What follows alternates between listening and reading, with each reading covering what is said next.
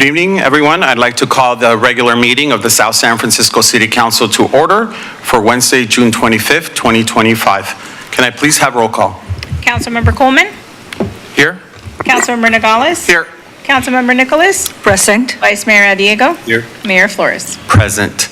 I'd like to invite CEO of the South San Francisco Conference Center, Jim McGuire, to come up to the podium and lead us in tonight's Pledge of Allegiance.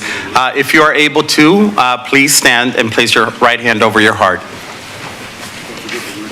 I pledge allegiance to the flag of the United States of America and to the republic for which it stands, one nation, under God, indivisible, with liberty and justice for all. Thank you very much, Mr. McGuire. Next item, please. Moving on to agenda review, Mayor. Any changes? We have no changes to the agenda, Mr. Mayor. Great, solid. Thank you. Next item. Moving on to Levine Act disclosures. Does the council have any disclosures tonight? Thank you. And we'll move on to announcements from staff.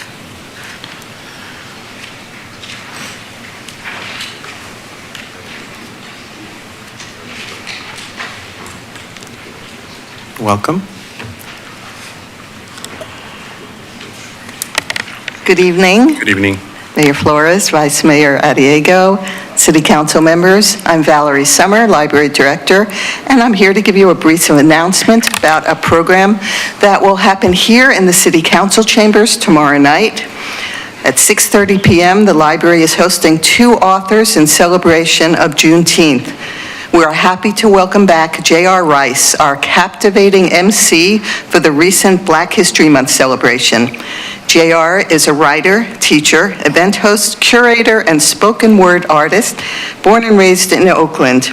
J.R.'s novel, Broken Pencils, earned the 2024 Literary Titan Gold Book Award, was the 2024 Pencraft Summer Best Book Award for the Young Adult Coming of Age novel, and was a 2024 Hawthorne Prize finalist for Best Fiction. His poetry collection, I Was, Am, Will Be, is a continuation of the Broken Pencil series. We know we'll have a great time hearing from J.R. once again. Our second presenter is best-selling author, registered nurse, and health coach Lee Forrester. Lee's book, Speak, A Guide to Unleashing Every Woman's Voice to Empower Women to Stop Shrinking and Start Sharing, helps women transform their stories into powerful brands, books, and businesses. She coaches on designing a life that reflects who you really are. This will be an exciting and energizing presentation, so please join the library and the city tomorrow night here in the council chambers at 6:30. Thank you. Thank you very much. Good evening, Greg Midiotti, Director of Parks and Rec, and I am here before you to invite you and the community to our opening weekend of our next art show, Freedom, the Future of Hope. Opening night is this Friday from 6 p.m. till 8 p.m. here at the Library Parks and Rec Center. The event is free and celebrates the spirit of Juneteenth and features a live performance by acclaimed Bay Area artist Bianca Brown. The gallery will also be open this Saturday from 10 a.m. till 3 p.m. with an extended exhibit open through July 25th. For more details, you can visit our website, ssf.net/cultural arts. Thank you. Thank you.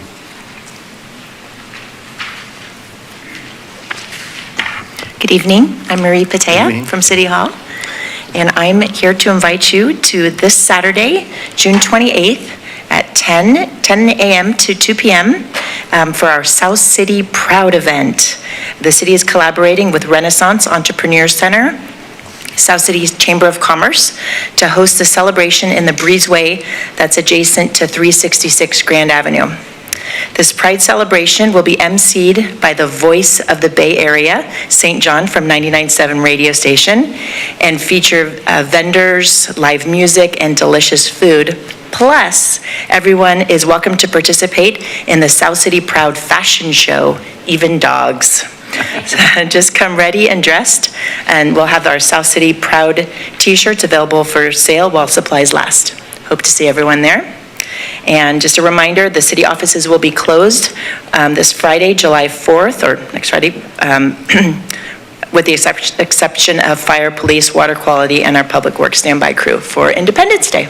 So that's it. Thank you. Thank you, Marie. Appreciate that.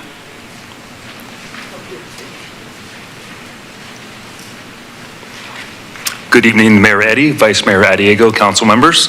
Scott Campbell, your Chief of Police, and joining me this evening is our Fire Marshal, Ian Hardich. We have a public safety message regarding the 4th of July. The 4th of July is a time for celebrating. However, we'd like to take a moment to remind everyone about the dangers of fireworks. All fireworks in the city of South San Francisco are illegal and subject to confiscation. In addition, violators may subject themselves to a citation and/or arrest. We are asking for the community's help to ensure a safe and enjoyable holiday for everyone. We are not immune from tragedy. In the past, fireworks have not only caused devastating injuries, but also caused fires resulting in the loss of property.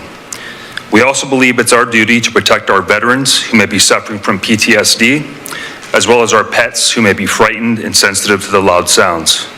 As an alternative, there are many fireworks shows throughout the Bay Area, as well as neighboring cities that permit safe and sane fireworks. Again, the ultimate goal is that we want our community to enjoy the 4th of July and remain safe. Thank you. Thank you. Over the past year, we've seen firsthand just how vulnerable both our city and county are to the dangers posed by fireworks.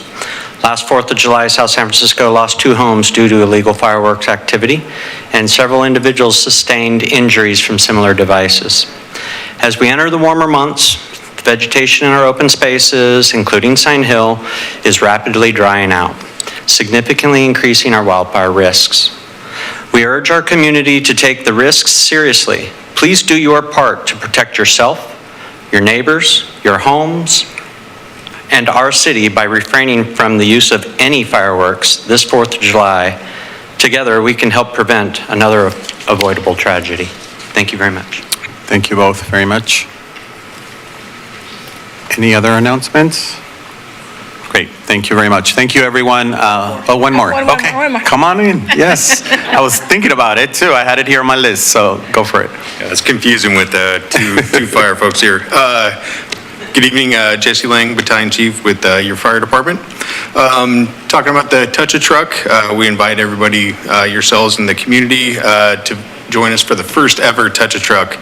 This is in partnership with South San Francisco Police Department, Park and Rec, Public Works, and South City Scavengers. It's going to be, we're also using it as a kickoff to our the local 1507's initial diaper program. And so we're not requiring it, but we're requesting anyone that comes, if you would like to join us in kicking this off to get diapers for those in need. Again, it's Saturday, July 19th, 10 to noon, and kids and adults, all ages are welcome, and no RSVP is needed.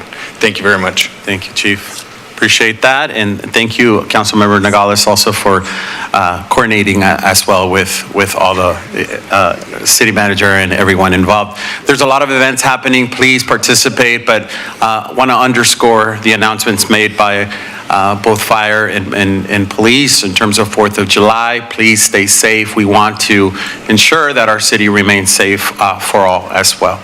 Thank you. Next item, please. Moving on to council comments request.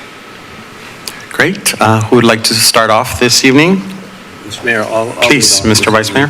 I had the pleasure of last week spending most of the week representing the city of South San Francisco with the mayor and Councilwoman Nicholas. We were all in the far east, Massachusetts, a land very unlike California.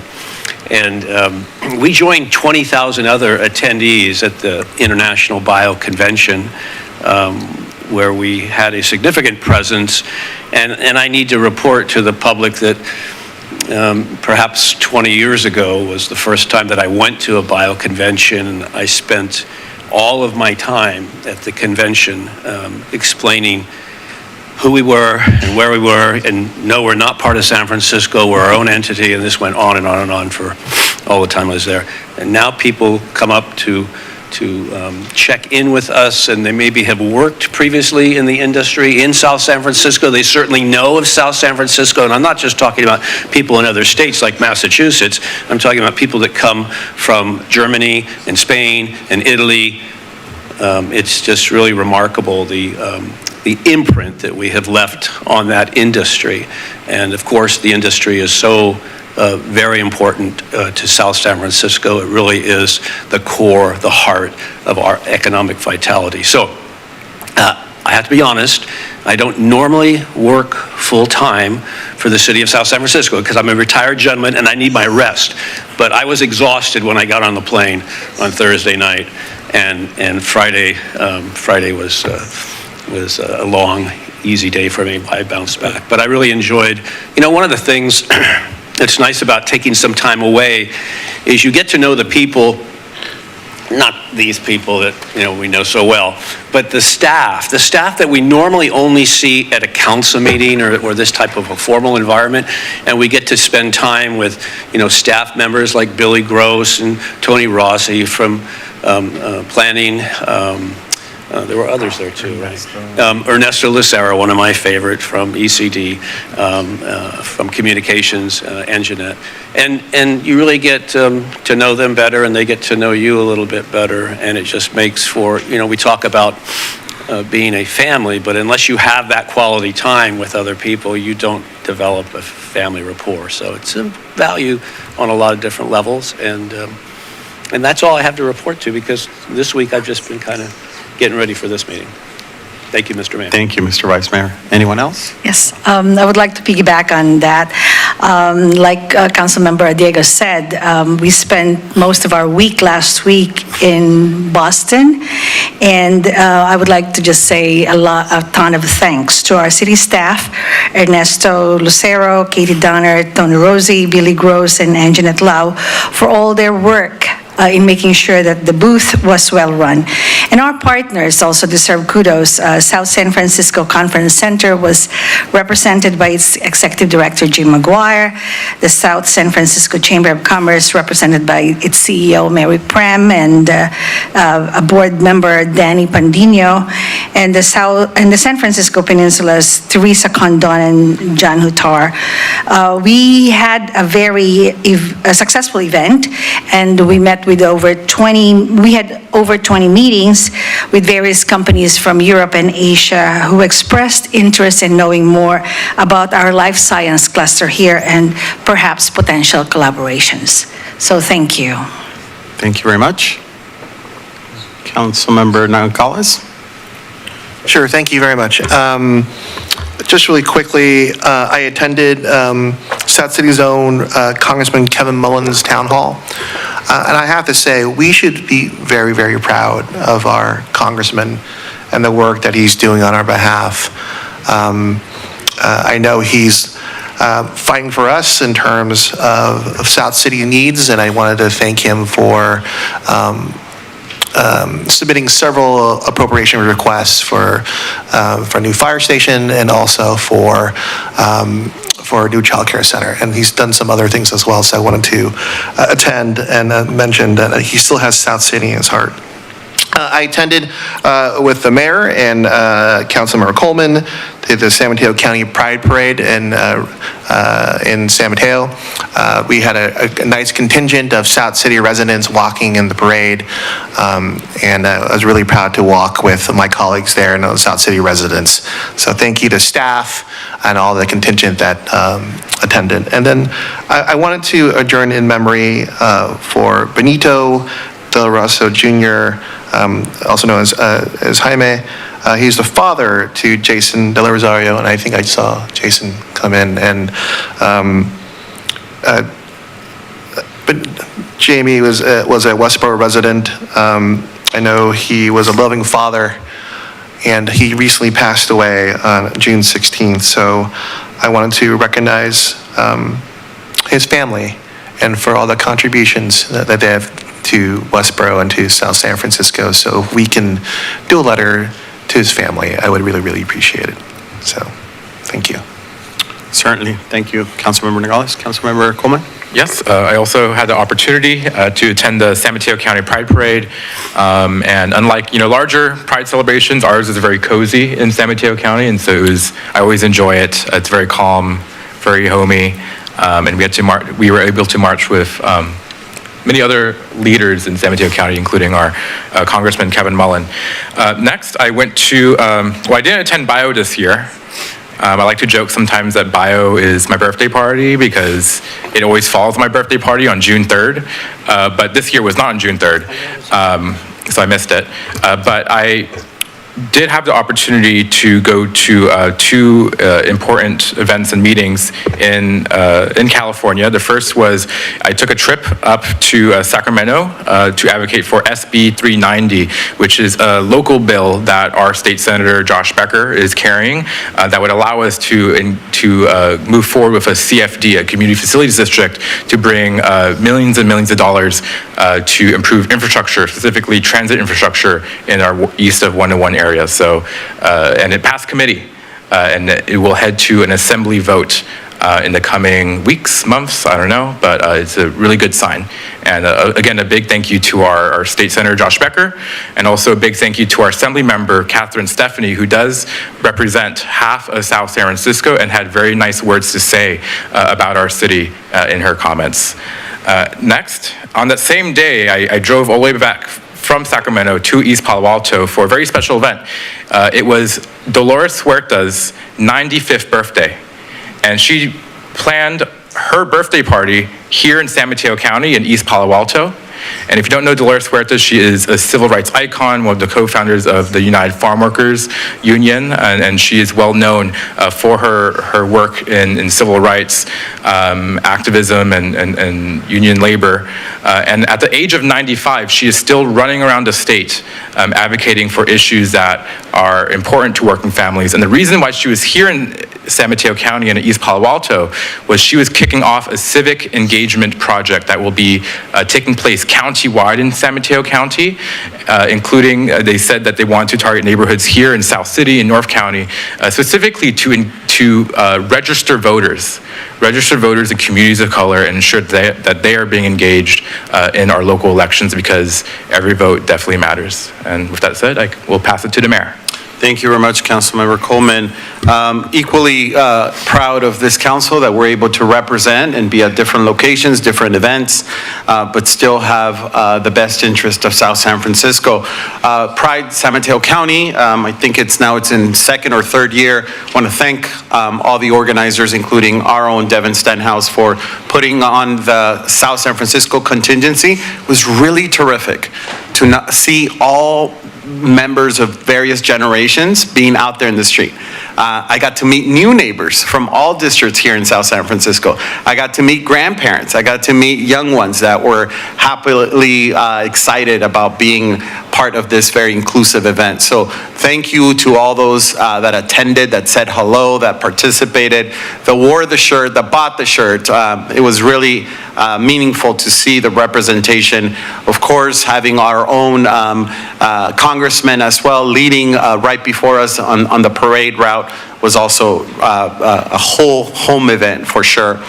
As my colleagues mentioned, the BIO International Convention, what really stuck out for me more than any other opportunity in any other years was the number of individuals, young, I would say graduate students, that came to us and spoke to me and some of the staff looking for a job. And I remember vividly some of their comments, and they said, I could stay here in Boston, go to Cambridge, or go to San Diego, but I've been looking at South San Francisco, and I want to relocate once I get my PhD and work in that area. I see what you guys are doing, and it is magnificent. I know that you guys are not San Francisco, to your comment.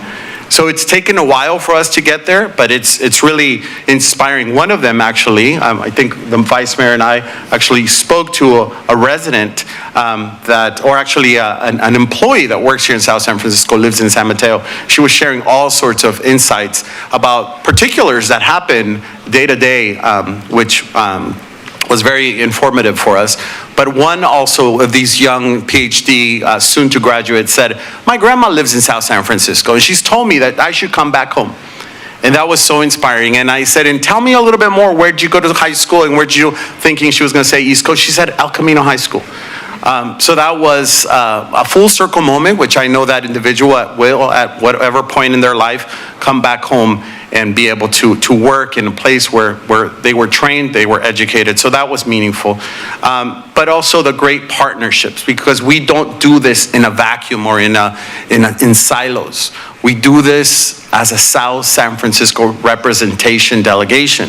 And we did that through the hard work and the partnership and collaboration of the South San Francisco Chamber of Commerce, their CEO, Mary Prem, South San Francisco Conference Center, CEO Jim McGuire, and the San Francisco Peninsula, all of them advocating for this part of the United States.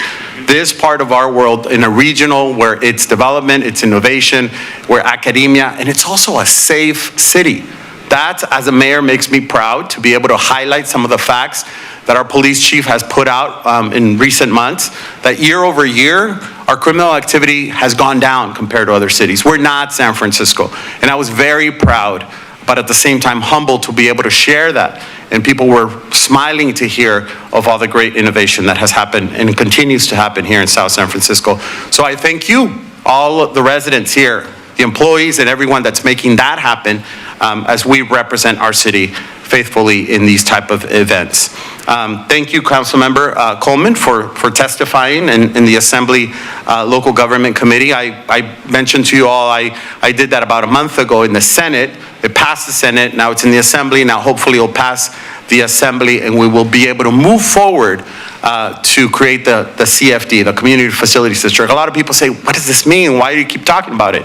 It's the infrastructure, it's the roads, it's the potholes.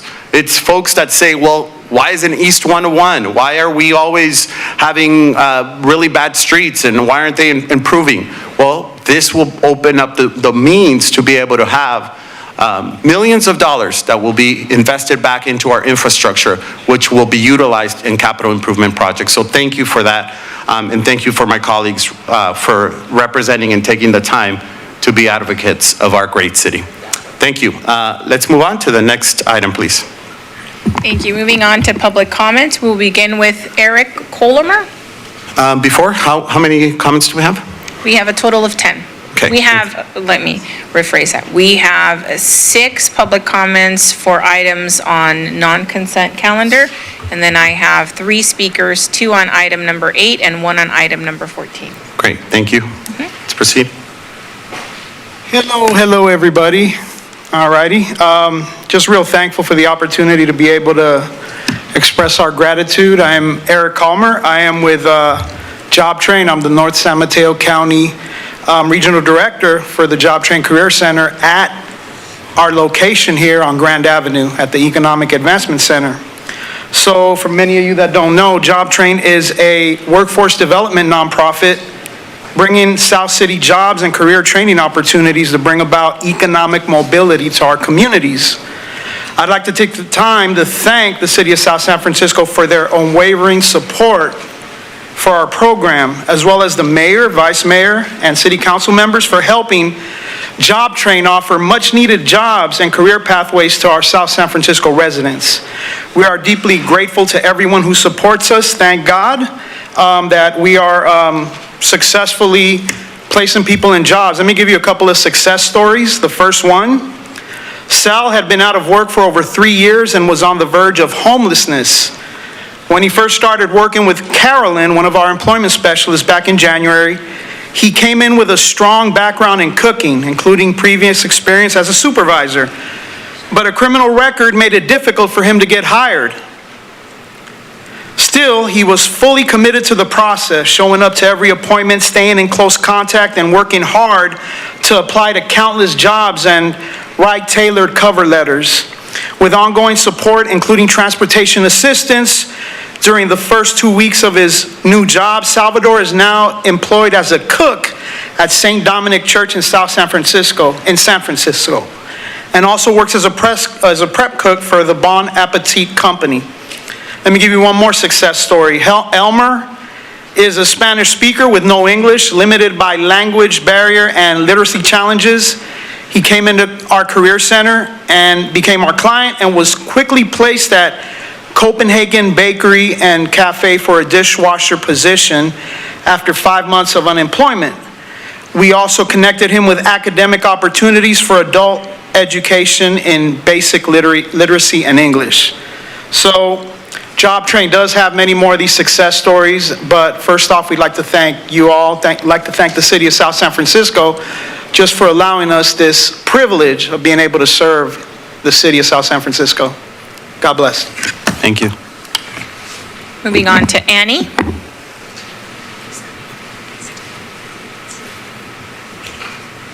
And after Annie, we'll have Corey David.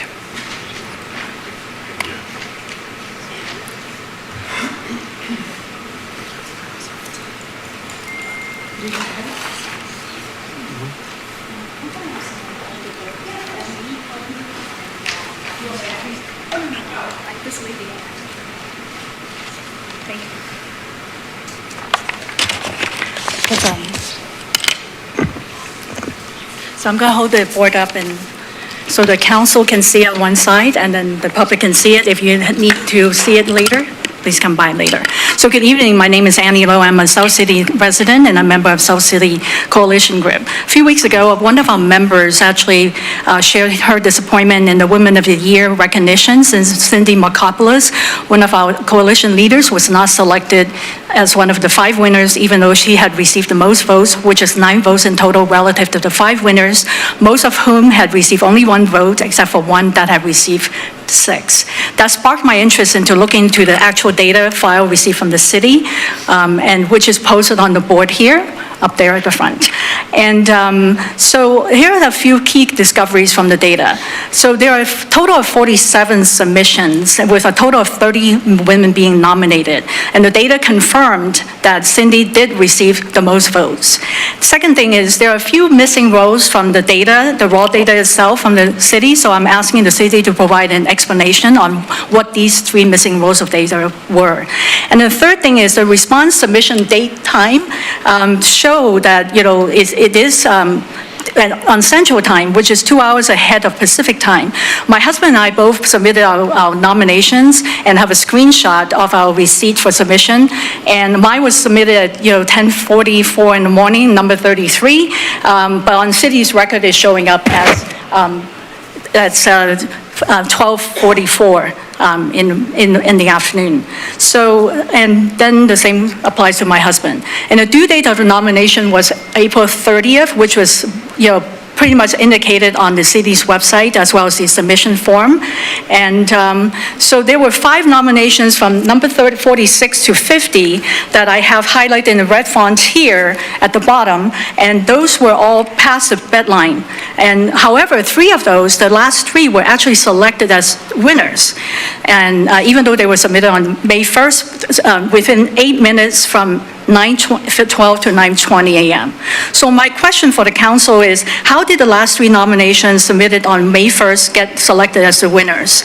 And for something as straightforward as, the Women of the Year review and selection process, and that is causing me to have so many questions about, the integrity and everything. So I'm just wondering, for something that simple, what if it's something more, controversial or something more, consequential matter? How can I trust the data and the selection process of the council if this is the type of information I'm getting? So thank you. Thank you. Next item. I think I have to ask a question because I haven't participated in Women of the Year. I think it started when Mr. Coleman was mayor. And then that means, besides Mr. Coleman, Mr. Flores. I didn't realize it was an election. Is it an election? Was it ever meant to be an election? And there are no winners. There wasn't a win or lose. This is nominations in terms of getting to know who is in the community, but there's no winners. Right. There was no votes. There's no casted votes. So I'll say the inspiration for this was, last year, usually we'll see our state senators and our state assembly members celebrate one of the women in their district for the contributions that they have contributed to the community. And so my thoughts were, why not bring this to South San Francisco and also celebrate some of the women who are doing incredible work here. And so it's not meant to be an election, it's meant to celebrate the work that's been done locally. Every single woman that was selected deserves the right to be Woman of the Year. And I will challenge anyone to stand before me who thinks otherwise. Yes. Mayor, if I could just make a procedural point. When the Woman of the Year was advertised, we in no time said that would be, the number of nominations was a criteria. Had we published it that way, I think many people would have encouraged their friends, nominate so-and-so, you should nominate so-and-so. But that is not the way it was advertised. Simple nomination, whether it was one person or 10 people, it was considered one nomination. And as you said, it's not an election. It's disrespectful to the women that received that recognition for this to even be a topic of conversation. Next public comment, please. Moving on to Corey David.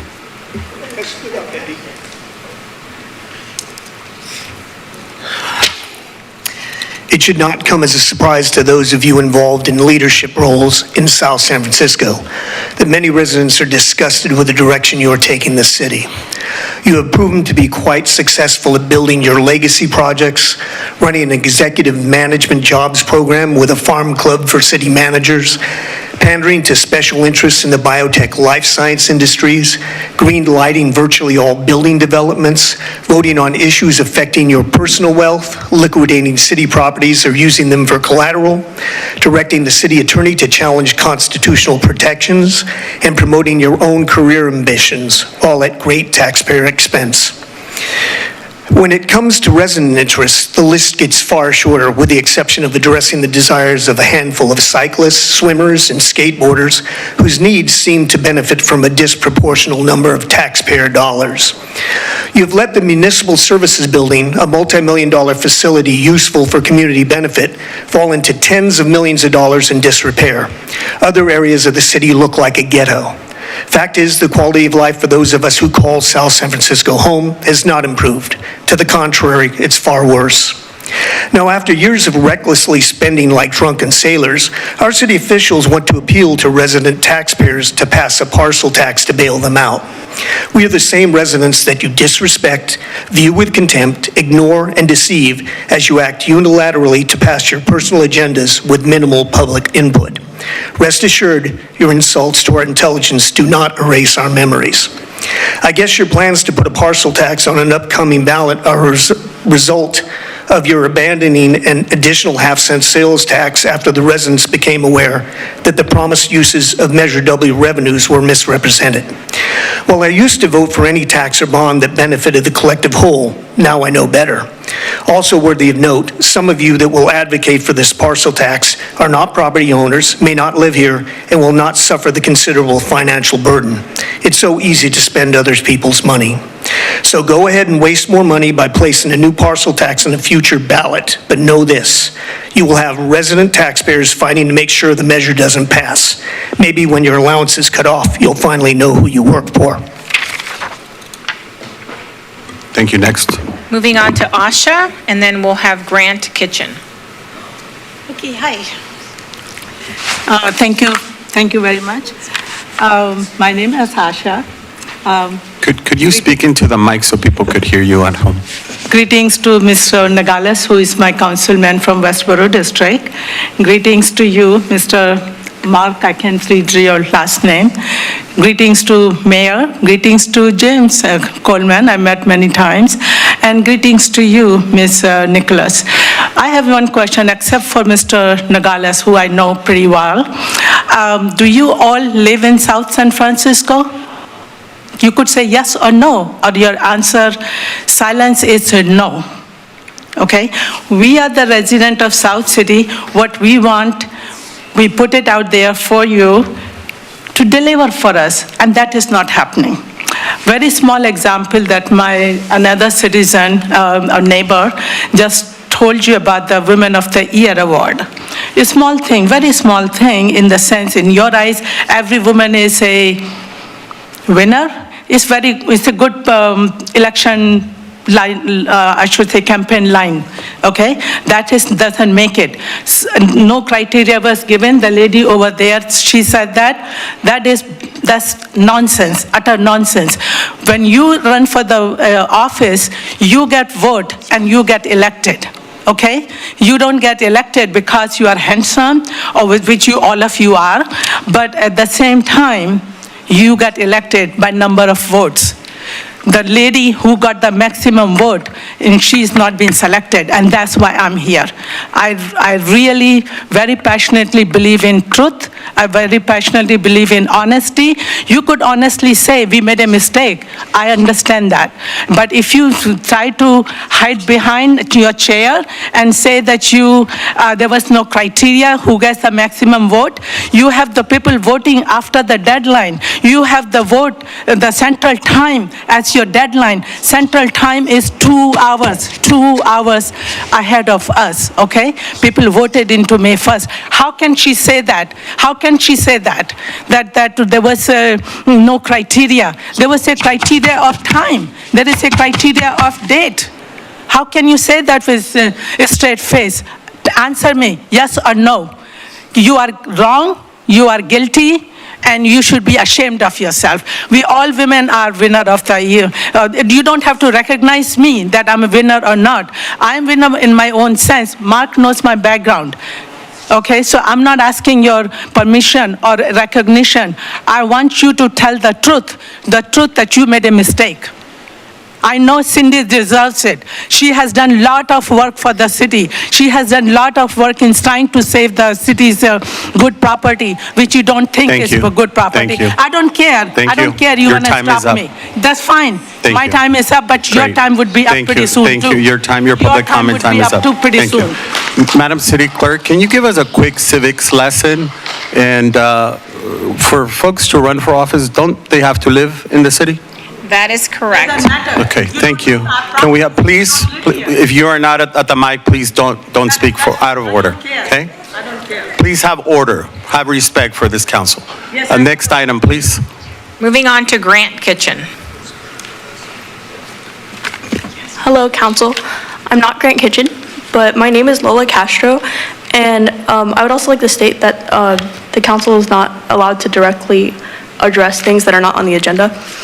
I'm recently graduated from El Camino High School, and I'm commenting alongside my peers, Grant Kitchen included, about the current presidential administration.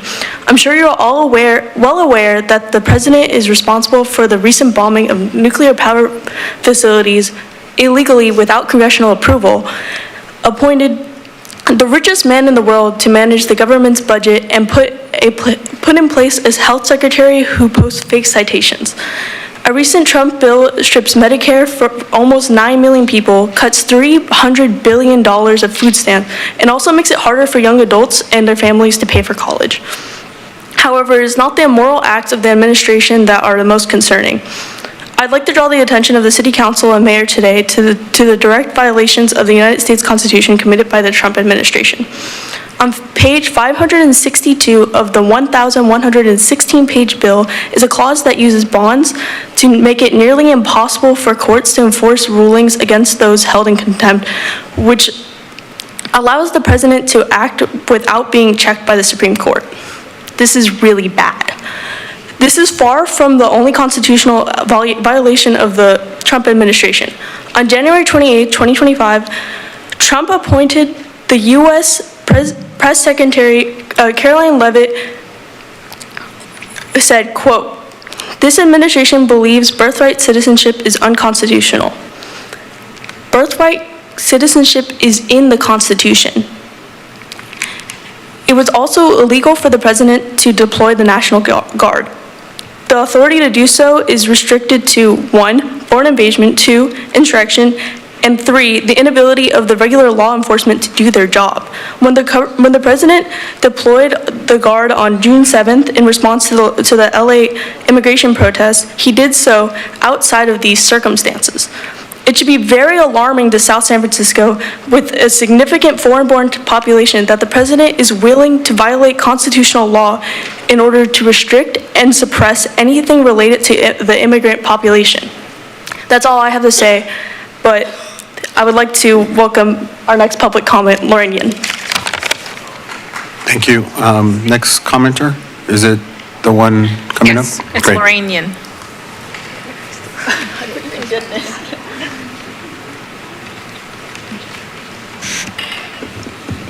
Good evening, council members, vice mayor, and mayor. So this is a follow-up to Lola's comment. I'm Lorraine, and we're actually part of a youth activist group. And we gave these same comments during Daly City's council meeting on Monday, but I think it's important that SSF hears this as well. We as a collective would like to use this time to ask the city to put forth something concrete to show your support. For example, last year, SSF passed a resolution calling for a ceasefire in Gaza. We as a people ask that you respect the fundamentals of a democratic nation and listen to us. We ask you to pass a resolution clearly stating your support of our cause. Additionally, we ask that you attempt to pass an ordinance accommodating to the rights of protesters. For example, in 2020, Seattle passed an ordinance that banned the use of tear gas during BLM protests. We also ask you to unanimously sign the letter for elected officials that has been sent out. This letter has already been signed by Councilmember James Coleman and Mayor Eddie Flores, but we're still awaiting responses from the rest of the council. Finally, we ask that you attempt to build coalitions, especially with Daly City and Colma, through passing joint resolutions and parallel ordinances. Only by doing so can the attention of such an issue ripple into the greater atmosphere of political power. We must fundamentally change the system that has continued to endorse this political criminality. Thank you, and may hope be with us all. Thank you. Next commenter. Moving on to Cynthia Markopoulos, followed by Fionola.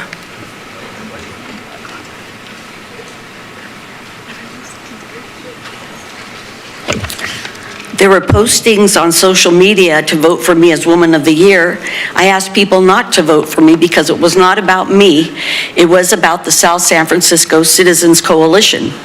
But what if they had? What if I had gotten double, triple, or quadruple the votes?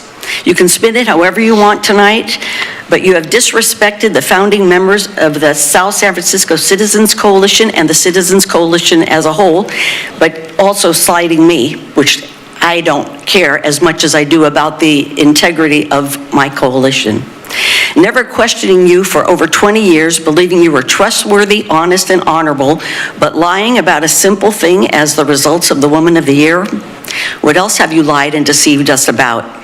You lied and violated our constitutional rights and due process by certifying the 2017 legal document, CEQA, by certifying under penalty of perjury that there were no other mitigating factors. But there were. You removed the MSB Senior Center, affecting our community and over 30% of our senior population. So a small thing like Woman of the Year, you broke whatever trust that was developed over the years, and you have undermined the integrity of the office of City Council. Thank you. Next commenter. Go ahead.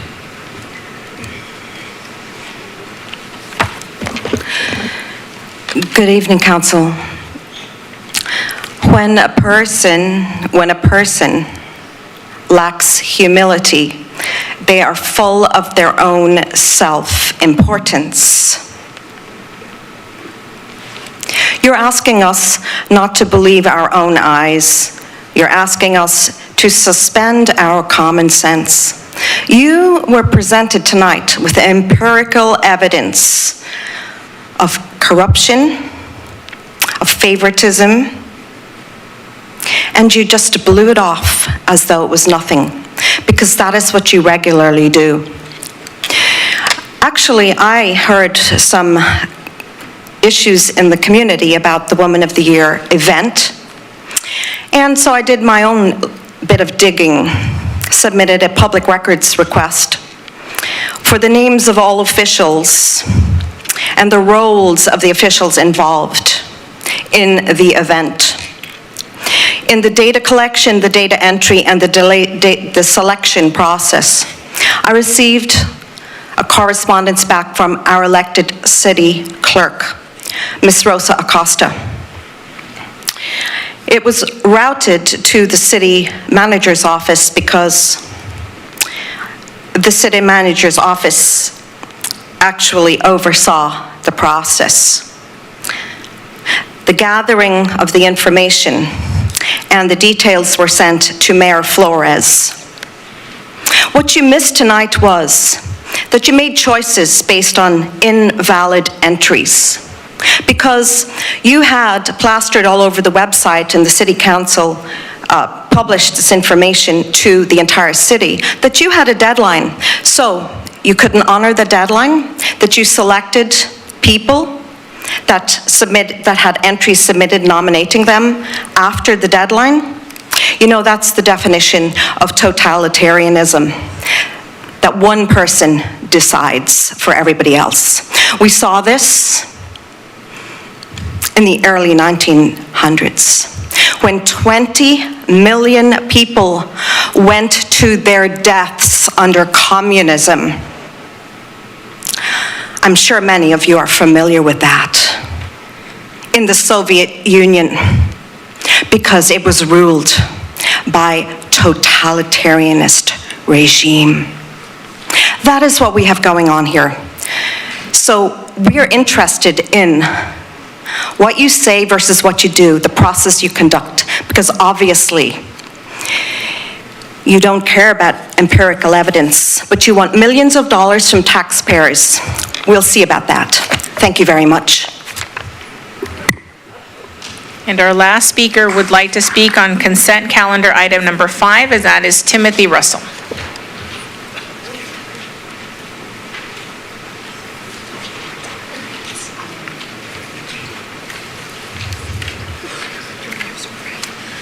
To the mayor and vice mayor and the city council. I'm Timothy Russell, the regional director for Renaissance Entrepreneurship Center, and Carlos here that's standing with me is Carlos Reyes is our program manager. And we just wanted to, just like Job Train, thank you for your continued support, your support over the years for the Economic Advancement Center here in South San Francisco, which became a staple for other cities and other jurisdictions to create one. The work that has been done here for North County clients, specifically South San Francisco residents, has been great. And we wouldn't have been able to really do the work that we've been able to do in South San Francisco for the residents and businesses of South San Francisco without your support. And I mean, every time I was there, someone from the council was there. You all have been at events, you have been at our celebrations, our graduations, and you have seen firsthand the kind of work that has been done there. Of the 118 events throughout North County, 51 of them have been in South San Francisco. That's how strategic this focus is with the EAC here in South San Francisco. 68% of the grants and loans that have gone out to South San Francisco residents and South San Francisco businesses. Over 50% of the clients served have been South San Francisco residents. So for years, as we did work in San Mateo County, my heart was always, how can we do more in cities like South San Francisco? The EAC allowed that to happen. The staff that we've worked with has been strategic in helping us really create efficient and effective programs with our teams and our staff and our partners at the EAC. So we want to just thank you. We hope that we can continue to do this great work with you, partnering with you, and with our partners at the EAC and with our great teams and staff. And we look forward to greater work to come. I'm standing here for Nora Zone, who could not be here tonight, who's our San Mateo County Director. You all have worked with also Amanda Anthony in the past. And again, just thank you for your great work that has helped us do even better work. And especially Ernesto, Nell, I saw Nell here, the city managers, and I just want to thank City of South San Francisco, Mayor Flores, you have been there, council members, Nicholas and Mark, you all have been there, and I just want to thank you because we wouldn't have been able to do this work without you. Thank you. Thank you. Any more public comments? Unless someone from the audience has a public comment, that concludes what I have. Great, thank you. Let's move on to the next agenda item. Thank you, Mayor. Moving on to consent calendar, item number 1 is a motion to approve the minutes for the meeting of June 11, 2025. Item number 2 is a motion to accept the Training Tower Maintenance Project, PF 1704, improvements as complete in accordance with project documents. Item number 3 is a report regarding the transfer of $13,787,957 from the Sewer Capacity Charge Fund 730 to the Sewer Enterprise Fund 710 in accordance with the 2017 Development Mitigation Fee Study and approving budget amendment number 25.057. Item 3A is a resolution. Item 4 is a report regarding a resolution approving a consulting services agreement with Darrell D. Jones Incorporated for telecommunications, engineering, and police information technology administration services for a 3-year term in an amount not to exceed $650,000 and authorizing the city manager to execute the consulting services agreement. Item 4A is a resolution. Item 5 is a report regarding a resolution approving a 6th amendment to the agreement with Job Train Incorporated for workforce development support services in an amount not to exceed $75,835 and a 6th amendment to the agreement with Renaissance Entrepreneurship Center for entrepreneurship development services in an amount not to exceed $184,165.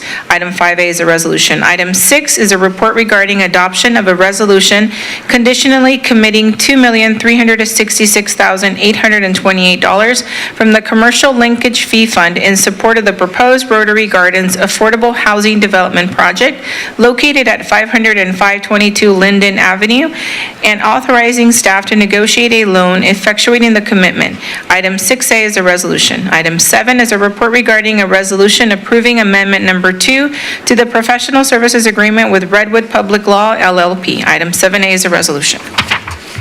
Thank you very much. Are there any members who would like to pull any items from the consent agenda? I'd like to move approval. Okay. Prior to that, any other? All right. I have a first. Can I have a second? I'll second. I have a first and a second. Roll call, please. Councilmember Coleman? Yes.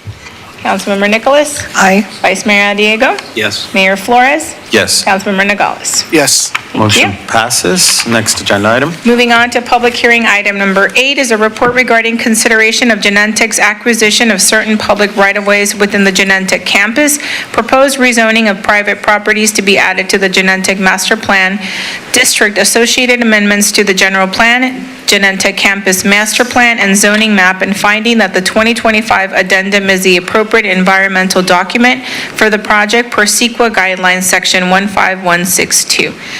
Thank you. I'd like to open the public hearing. And welcome, Mr. Gross. Good evening, Mayor, Vice Mayor, fellow council members.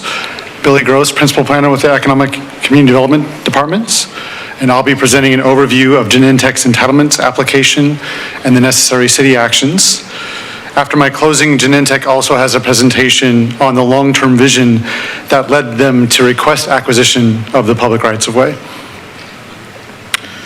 As we are all aware, Genentech established its headquarters in South San Francisco in the 1970s. Due to Genentech's continued growth, the city and Genentech adopted the first campus master plan in 1995 to help both parties manage future growth. Subsequently, the campus master plan has been updated as necessary, with the current version adopted in 2020. This slide shows the current campus boundary, which encompasses approximately 207 acres at the eastern edge of the East of 101 sub-area. As you can see in the graphic, a few island parcels existed within the campus boundary as of the 2020 adoption. Recently, Genentech has either acquired or obtained long-term land use control over the 3 properties highlighted in red: 525 DNA Way, 333 Point San Bruno Boulevard, and 383 to 393 East Grand Avenue. If these 3 properties are incorporated into the Genentech campus, the boundary would be updated as shown. The 2 remaining islands would be the Windharp Park, which is the circle parcel, accessed from DNA Way, and the Cal Water property, which is the square parcel accessed from East Grand Avenue. This image highlights the 3 public roads currently located within the campus boundary: DNA Way, Point San Bruno Boulevard, and a 1-block segment of Cabot Road. As displayed, these roads have essentially become internal roads for the Genentech campus. This is an image taken from the 2020 master plan.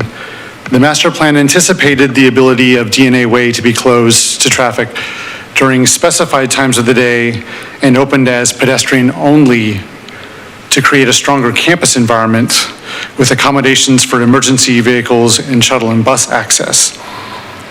With the acquisition of the remaining private parcels and the recognition that approximately 97 to 98% of traffic within the campus is Genentech specific, Genentech began re-envisioning how their overall campus plan could be modified.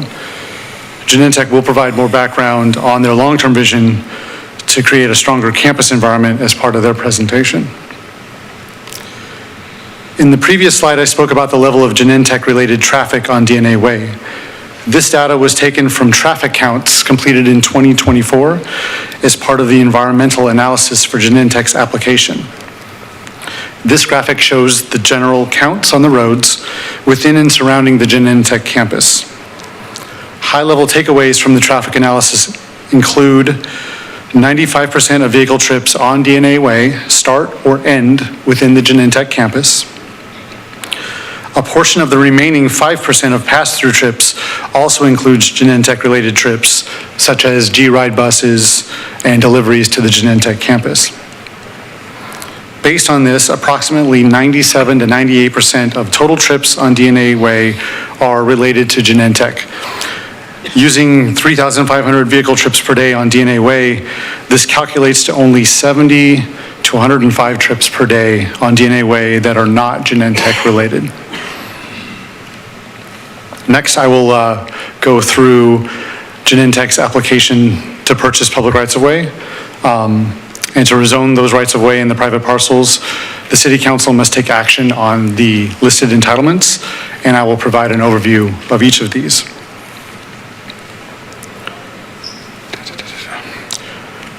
First, Genentech is requesting that the city vacate the 3 indicated streets, which would then become private streets that are owned and maintained by Genentech. Genentech's acquisition would be facilitated through a purchase and sale agreement. Provisions of the purchase and sale agreement include an overall purchase price of $25 million. $20 million would be provided for the section that is highlighted in orange. This price is based on the size of the section, which is 1.34 acres, multiplied by a land valuation of $14.8 million per acre. This price per acre was based on a valuation commissioned by the city for costs of vacant land that allow life science development in the general vicinity. Subject to approval of a future entitlements application to redevelop the orange section, Genentech would be allowed to close the orange section to public vehicles as early as 2026. Any such application to close DNA Way would have to provide for continued utility and emergency vehicle access through this section. The remaining $5 million of the purchase price would be provided for the green, blue, and pink sections. This price is based on a roadway valuation. The green section would remain as a street accessible to the public on a permanent basis. The pink and blue sections would remain as streets accessible to the public until at least 2031. Beyond 2031, they could potentially be redeveloped. If either the pink or blue sections are redeveloped in the future, Genentech would pay an additional fee representing the fair market value of the land, subject to an appraisal process, with a minimum valuation of $14.8 million per acre. The purchase and sale agreement also includes a sales tax point of sale designation allowance. This stipulates that construction contractors of projects on the vacated roadway, particularly the orange section in this case, would designate South San Francisco as the point of sale for sales tax allocation, allowing the city to collect a larger share of local sales or use tax than it would otherwise receive without this designation.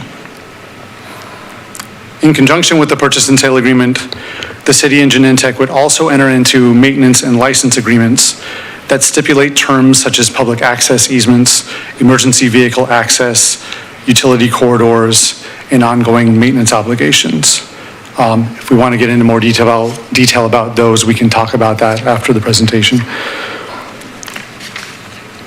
The Genentech campus does currently include public amenities such as Windhart Park and access points for the Bay Trail.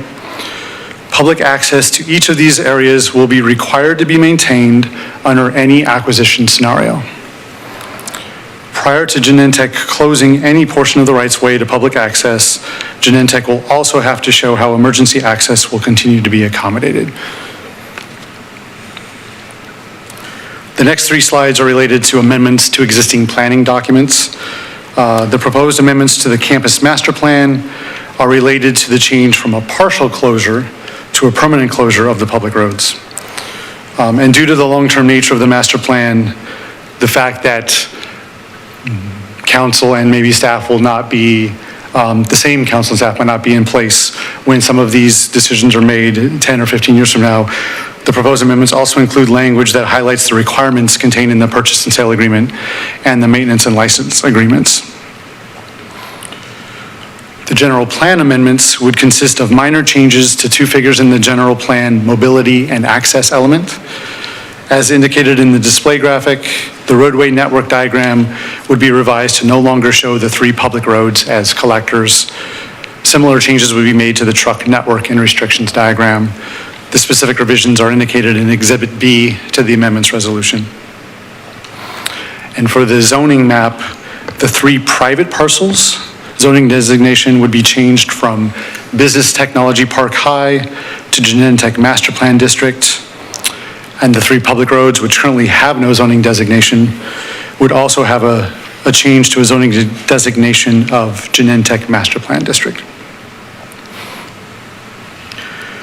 Genentech's project was evaluated in conjunction with 2 previously certified environmental impact reports. The first was the Genentech Master Plan EIR, which was certified in 2020. This EIR analyzed the build-out envisioned as part of the 2020 Campus Master Plan. The second was the General Plan, Zoning, and Climate Action Plan Updates EIR, which was certified in 2022. That analyzed the full build-out envisioned by the 2040 General Plan. An addendum to these prior EIRs was prepared, and the addendum found that Genentech's project will not cause any new or substantially more significant environmental impacts than identified in the prior EIRs. I will highlight one topic area.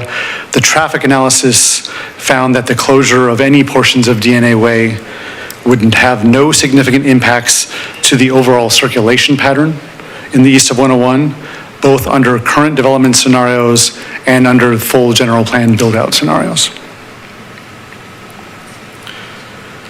The Planning Commission reviewed the project on May 15th. Per state law, the Planning Commission is required to make a general plan conformance finding prior to the sale of real property and the vacation of public streets by the city. Prior to making any findings, as part of the commission's deliberation, they had 3 high-level questions. The commission's first question, would the city be setting a precedent by selling public roads to a private entity? Genentech is a unique entity. Their campus encompasses over 200 acres. As shown previously, the public roads in question are completely within the Genentech campus boundary and used almost exclusively by Genentech employees and visitors. No similar conditions exist within the city. I will also note that many of the life science campuses in the east of 101 have private roads. Examples include Veterans Boulevard, which is between Britannia Cove at Oyster Point campus to the west and the Bay West Cove campus to the east, Corporate Drive on either side of Gateway Boulevard, Associated Drive and Sylvester Road, for which the surrounding area has recently been entitled with high-density life science uses. All of the roads within the Terra Bay development are also private. In looking at city maps, we believe that there's currently 61 separate private roads within South San Francisco. Each of these private roads continues to provide public access easements, so they appear that they are no different than a public street from a use standpoint.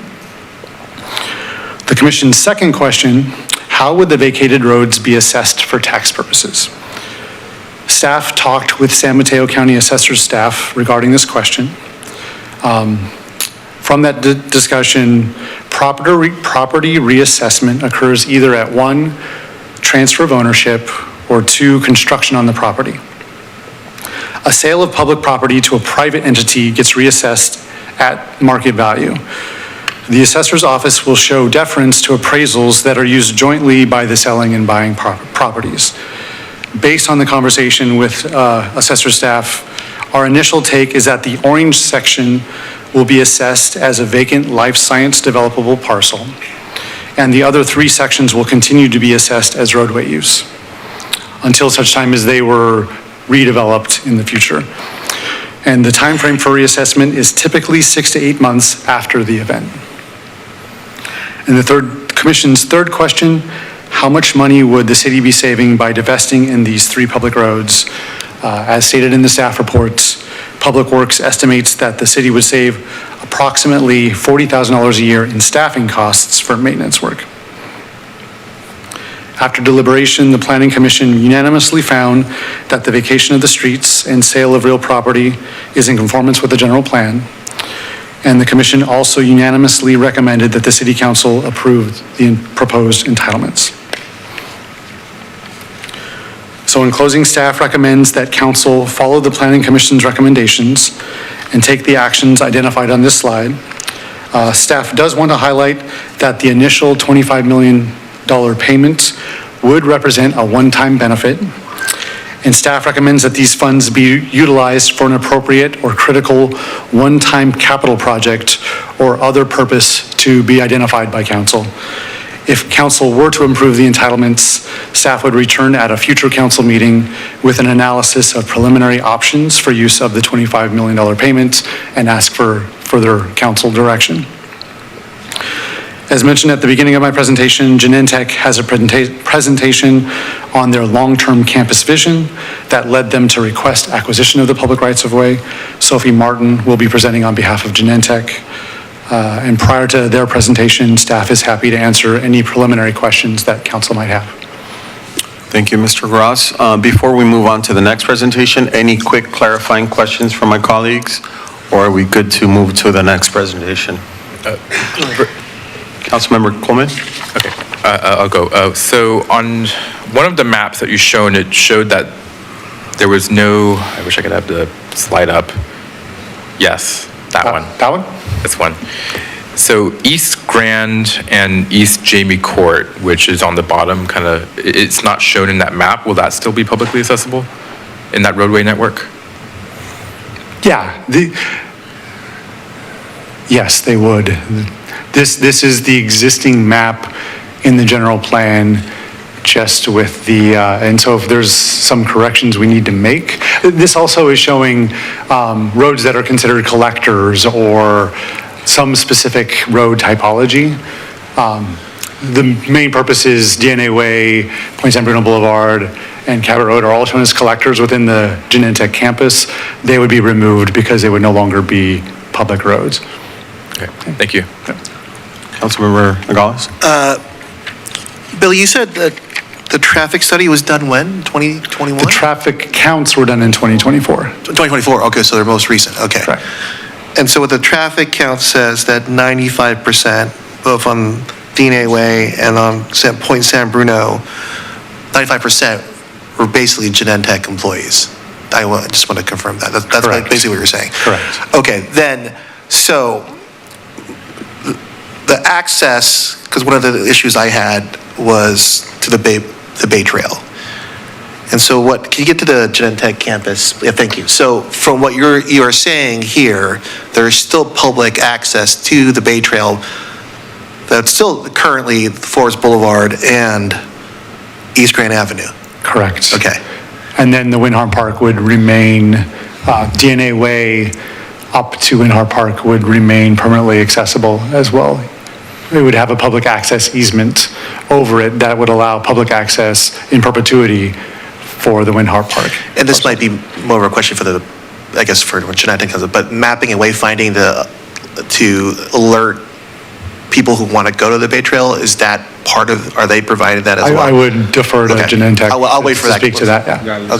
Okay. The intent would be yes. Okay. And then, let me see if this is a question for, I'll wait for Genentech for the next questions. Thank you. Okay, great. Thank you. We're ready for the next presentation.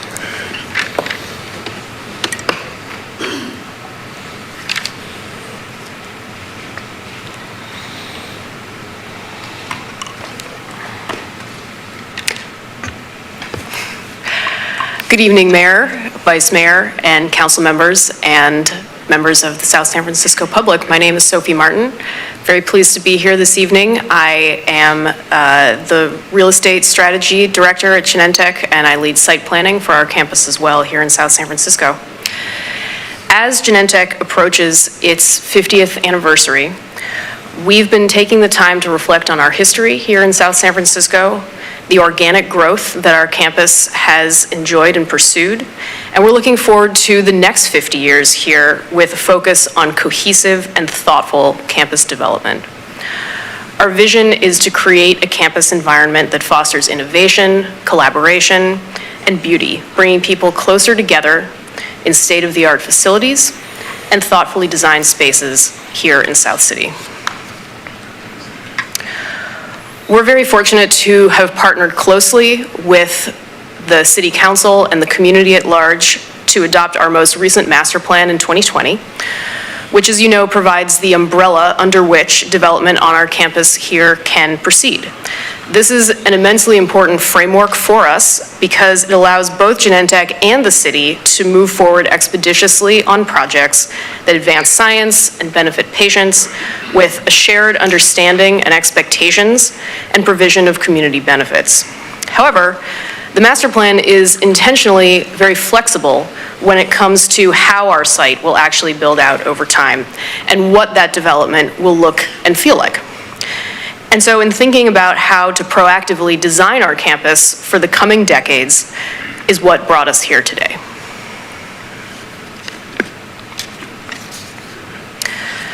So just as we have over the last 50 years here in South San Francisco, Genentech has sought to acquire properties within or immediately adjacent to our campus boundaries to afford us the greatest amount of flexibility and opportunity to support our business as those properties become available. And as Billy said, over the last year or so, we have completed the purchase of 3 parcels within or next to our campus: 525 DNA Way, otherwise known as the SF Baking Institute parcel, 333 Point San Bruno, or the lithotype parcel, and 383 to 393 East Grand Avenue, also known as the Dome Construction parcel. So we're now in a position where the public streets within our campus serve essentially only one property owner. So what we are proposing now is to formally make those streets part of our campus as well for several reasons, and we are confident that this action is also within the public interest. Gaining control and flexibility over the streets within the campus is a critical first step in allowing us to make the next bold moves to modernize our headquarters. For while we're very proud of having been here for so long, for better or for worse, it also means that our buildings have been here for a really long time. And neither our core facilities nor the physical layout of our campus adequately support the type of science and technological advancements that are necessary to help us stay competitive and at the forefront of our industry. The campus is vast, it's spread out, it's hilly, it's not particularly walkable, and we've made a lot of investments in the periphery, but not really in the core. And so now, what we're seeking is a dense and vibrant campus environment that's centered around people, not around cars, very similar to how you seek a vibrant downtown here in South San Francisco. So redesigning and redesignating DNA Way is a central element of our future campus plan that will prioritize creating a pedestrian-oriented environment and will allow an intensification of development of state-of-the-art facilities in the campus core. Consistent with our master plan and with the city's planning objectives, our goal is to create a dense, walkable environment, improve safety for our people and for visitors. Focus new innovative science buildings at the heart of our site, and place parking and other support facilities on the periphery. And this action is in the public interest as well. It is key to unlocking major investment in the city, cementing South San Francisco as a world-class hub of cutting-edge biotechnology and life sciences, and conferring all of the economic benefit that comes along with that. These new facilities that follow will create union jobs, increase tax and fee revenue for the city and the county, and have secondary economic benefits for local businesses.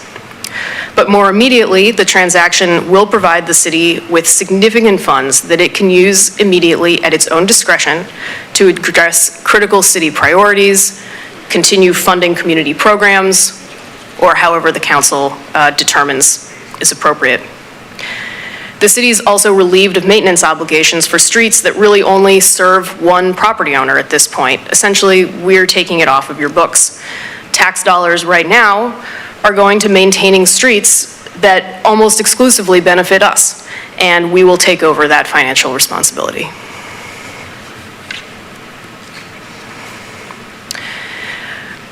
Genentech is also committed to addressing the key issues and questions that have arisen as we have pursued this proposal. The South San Francisco community values access to the public destinations adjacent to our site, including the Wind Harp and numerous access points to the Bay Trail. And all of these will remain accessible even with the ownership change. And moreover, to the question that was raised before, we will be making them easier to find. Improving wayfinding on our site is a key priority as we look to redevelop and reinvest here, both to make it easier for our own employees and visitors to find their way around, as well as for those who come seeking access to the Bay and other destinations. We'll also continue to work closely with your police and fire departments to ensure that emergency vehicles can travel to and through the site. Currently, as we're not proposing any physical changes to the streets at this time, there's no change in that access. If we were to modify or close any portions of the streets in the future, we would not be able to until police and fire's requirements are met. Also, this proposal, while it does add acreage to the master plan, it doesn't increase our development capacity. While we would be entitled to additional square footage on our site with that additional acreage added into our boundary, we are not asking for any.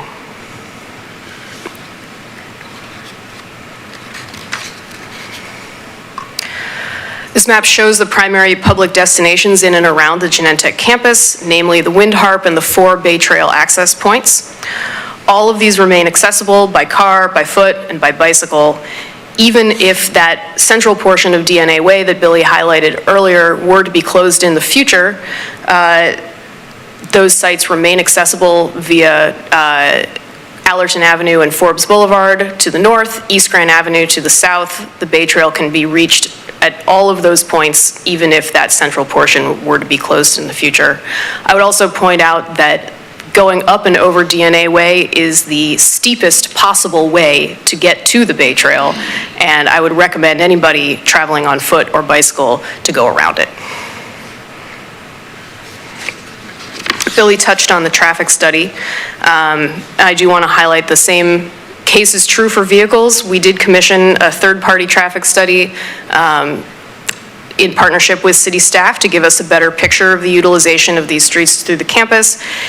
And as Billy said, we did find the data supported our anecdotal experience, which is that the vast, vast majority of the vehicular trips are starting or ending on our campus.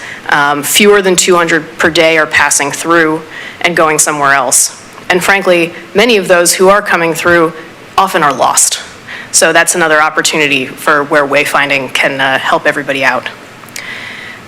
Even if a portion of DNA Way were to be closed in the future, the adjacent streets do have more than enough capacity to accommodate the redirected trips. Regarding emergency access, it's extremely important that this is maintained, both for Genentech's and the city's benefit, now and in the future. We are committed to continued dialogue with police and fire to ensure that any future modifications that are made would meet the city's requirements. We've begun some of those discussions already. They've been very productive. And of course, any project that we do propose that does have the potential to alter emergency access routes would require review and approval by those departments.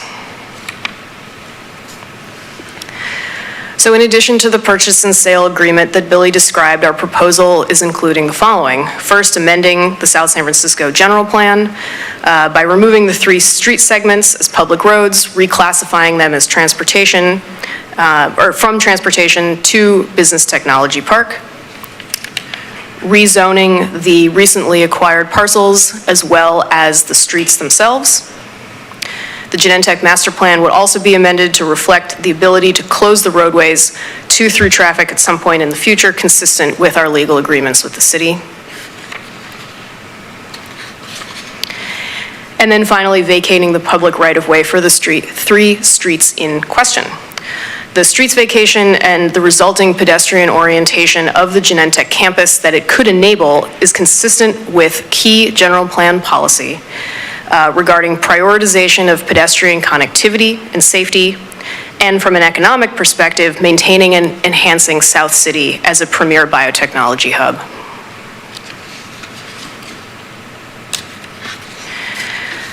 So in closing, we're really excited about the possibilities that these changes can unlock for the future of our campus here, as well as for the millions of patients that Genentech serves, while also directly benefiting South San Francisco now and in the future.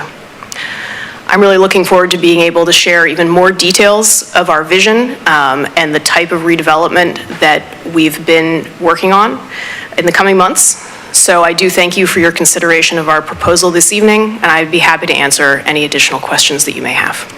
Thank you, Ms. Martin, for the presentation. We'll start off with questions for Sophie. Colleagues? Or clarifications? Do you want to go?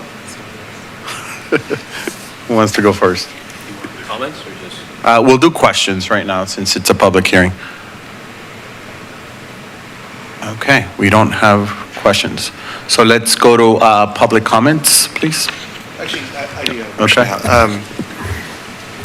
I like, my colleagues know I'm an avid e-bike person, and they know. So when I'm, using my bike on the Bay Trail, sometimes I do cut across DNA Way, and I kind of like it because the different kind of paths there. And so obviously this is still in the future in terms of the physical street modifications. I guess if someone ever just happened to ride their bike through that and they weren't aware that it's a private road, this is kind of a hypothetical question, are there going to be some sort of, I don't have to say that the campus police tell me that not go through there, but is there going to be something that says private road, no bikes through here? Because the last thing I want is one person does it, oh, we think it's okay, but now it's a private road. I'm just trying to think about this. Yeah, it's a good question. I mean, as you know, Genentech maintains an open campus now. We have private property, of course, like anybody else, but it is an open campus. We don't have gates across anything. There's, open access points to and from our site onto the Bay Trail. There is signage on our existing parking lots, for instance, and other private property indicating that there's private property consistent with municipal code. Even with privatization of the streets, we are not looking to create any kind of physical barriers on the site. We wouldn't be creating any kind of a gate or a fence or closing those off. As Billy pointed out, the segment of DNA Way extending from East Grand all the way up to essentially the top of the hill, so past the Windharp Park, up to where our current Building 35 is, the taller office tower, will remain open to public access with a public access easement on it in perpetuity. And in the short to medium term, we're not actually proposing any physical changes to the streets. In the future, if we were to end up creating a pedestrian plaza, for instance, something like that, as you said, it is hypothetical at this point. We would still be working through what the design of such a facility would look like. I think that, again, our hope would be through appropriate signage and wayfinding, you would be aware that you were entering private property, similar to how if you're on a college campus today, you kind of know when you're on the college campus, right? Even if there's no signs or gates or anything like that. So I think probably through a combination of signage, wayfinding, landscape, other environmental cues, and potentially, if there's a building there, you're not going to go through a building, right? So I think we would endeavor to make that clear, both to our own employees and members of the public. I appreciate that. Thank you. Go ahead. Yeah, according to Billy, there are already 60 private roads around here, right? And I see public access on those associated roads and all. And I also live in an area wherein our roads are private. And right next to Parkway Heights, I don't think we call the police if anyone comes across or, passes by our private roads. So I don't think that should be a problem. Good. Councilmember Coleman? So, great presentation, right? It kind of goes into depth what's exactly going to happen with the road, but I think something that I would like to hear more about, and I believe maybe the audience would like to hear about, because there are concerns, right? We have received emails of folks who are not sure why this is necessary. And so my question to you is if you could kind of share what the vision of Genentech is for your campus. Sure. As I've said, the campus today is not a particularly pedestrian-friendly environment. It's over 200 acres. It's very hilly. The buildings are spread out. We have over 55 buildings on the site, and colleagues who would benefit from working together in person and who come to the campus in person to do their work often end up in a situation where they are calling into meetings with their coworkers because they just don't want to walk up the hill. We can all probably identify with that. I am guilty of it as well.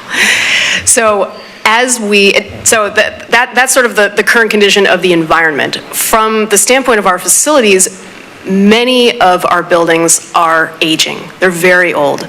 A number of them most of them, frankly, were never built for the purposes that we are using them for.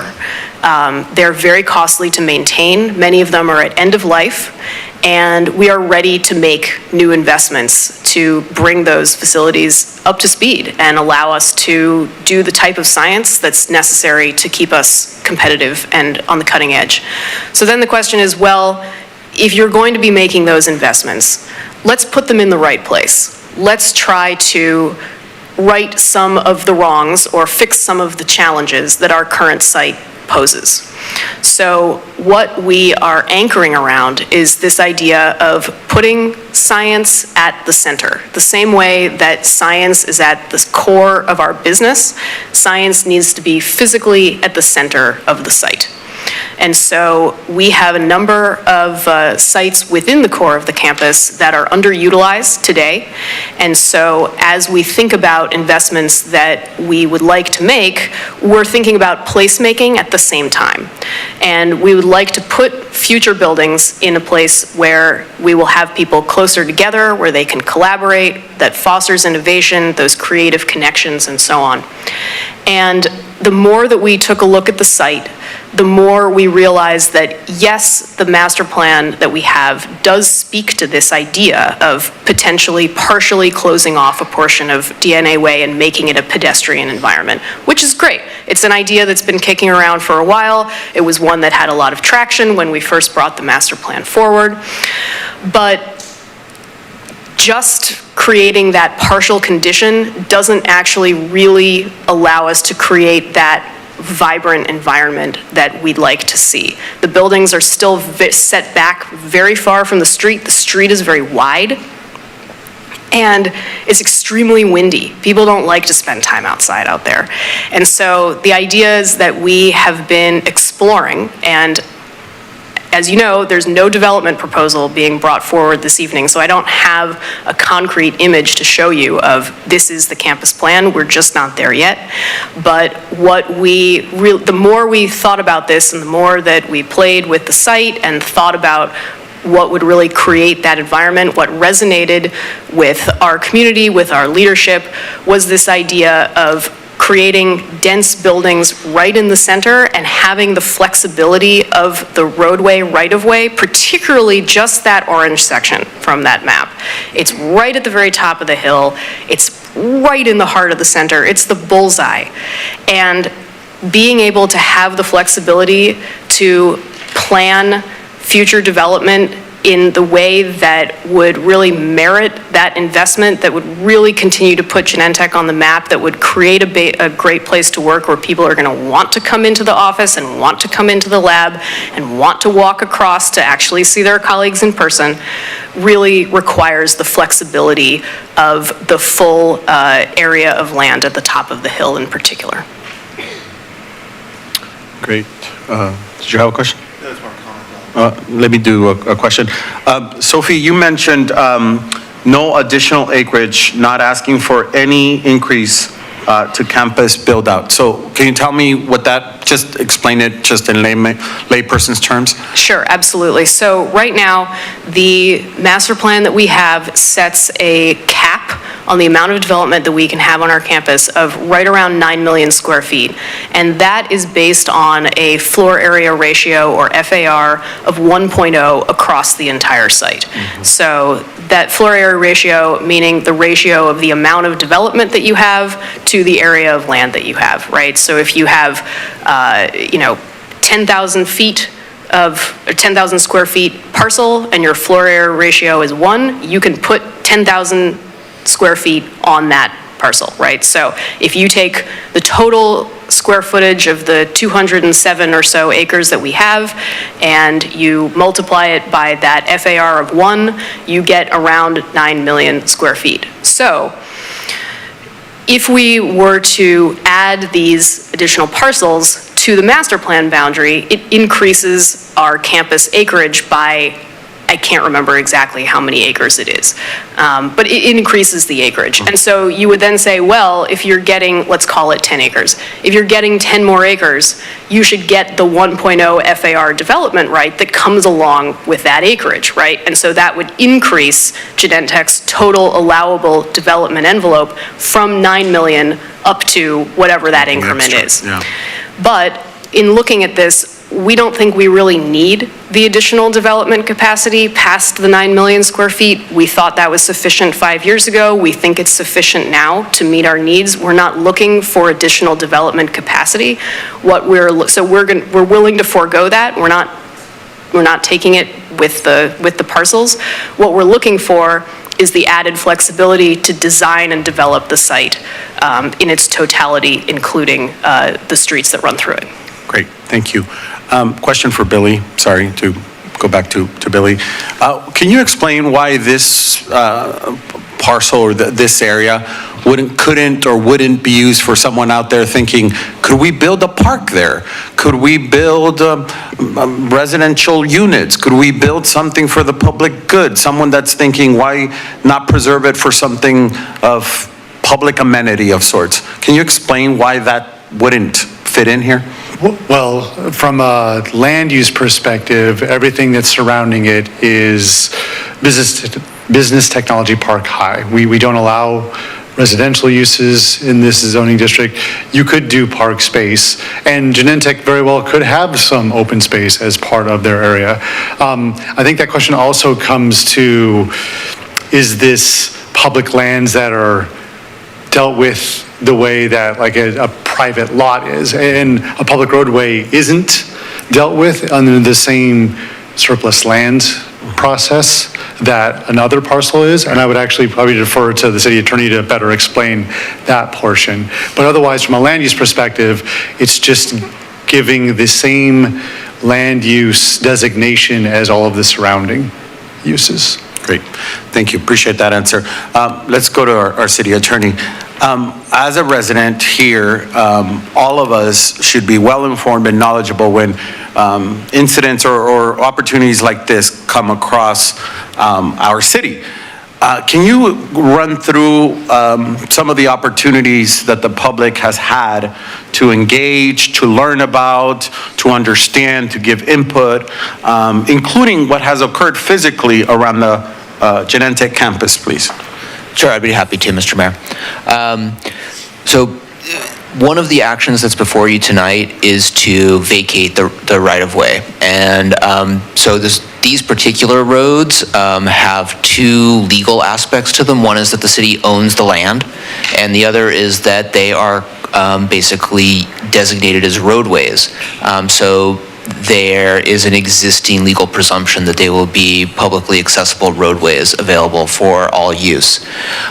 In order to make them available for sale, one of the actions that the city has to take is to take an action that's described in state law to vacate the right-of-way. In order to do that, in this particular case, the city had to publish and post notice physical notices along the roadway, and I think Billy can actually speak more to where they were actually posted. I don't immediately recall, but there were notices available to the public about this transaction that were posted along the roadway lengths. Additionally, as has been stated, this process requires a recommendation from the Planning Commission. That Planning Commission meeting was a public hearing. It was noticed. The agenda was published with a clear description about the actions that were being proposed, and there was an opportunity for the public to appear before the Planning Commission and comment on it. And then finally, there is the hearing tonight before the City Council. Again, there were notices published and posted. It was agendized, and the public was informed about this. The council will recall that previously there was at least one and possibly two closed session items that did provide the public with information that there was a potential land sale being discussed. It identified the roadways that were being discussed, and it identified Genentech as the purchaser. As the council knows, the public has an opportunity to come to council and speak on agenda items, including closed sessions. And so there was an opportunity, although because they were closed sessions, the details that were being discussed were not legally required to be made public so that the city would not lose its negotiating position by doing so, but the public was informed that the discussions were being held and had an opportunity to comment on those. And that's something that any city or entity, government entity would follow. It's not just South City that we weren't able to share that and take it to closed session, correct? That's correct. Okay. And you mentioned, or Billy, you were in the planning commission meeting, I imagine? Correct. How many public comments did we get? We didn't receive any. We received 2 letters of support from like Building Trade Council and a similar entity, and there were no public comments during the planning commission meeting itself. And it was a regular scheduled, agendized planning commission meeting. The flyers that the city attorney mentioned, can you? So we have to, one of the requirements is that you put a notice in a newspaper, a daily newspaper, for 2 consecutive weeks prior to the hearing. And then you also have to post a public notice on any of the roadways that are proposed to be acquired. They can be no less or no more than 300 feet apart. And so myself and one of the Genentech staff actually put, I think it ended up being 23 or 24 of the physical notices on light poles along DNA Way, Cabot Road, and Point San Bruno Boulevard. Got it. When was the planning commission meeting or hearing held? It was May 15th. So 2 weeks prior to May 15th, the public was notified that this was occurring? 2 weeks, So there was a public notice for the planning commission hearing, but for the posting on the actual road was 2 weeks before tonight's meeting. Gotcha. Okay, so it was done in both, 2 weeks before planning and 2 weeks before now. Okay. Okay, thank you. Anyone else with questions? Okay, we'll go for public comments. Madam City Clerk. Thank you, Mayor. We do have 3 public comments. Before we move to those, I'd like to acknowledge the e-comments that we received online. We received a total of 40. 24 were anonymous. We received a comment from Tom Carney. Terry Jenkins, Cynthia Markopoulos submitted 3 comments. Catherine Acosta, Joe Kay, Sharon Menacini, Bob Padilla, Barbara Earhart, Corey David, Phil Ferresi, G. Frietta, Val Keach, Peggy DeRoss, and Nancy Glide. And we will move on to Mary Prem.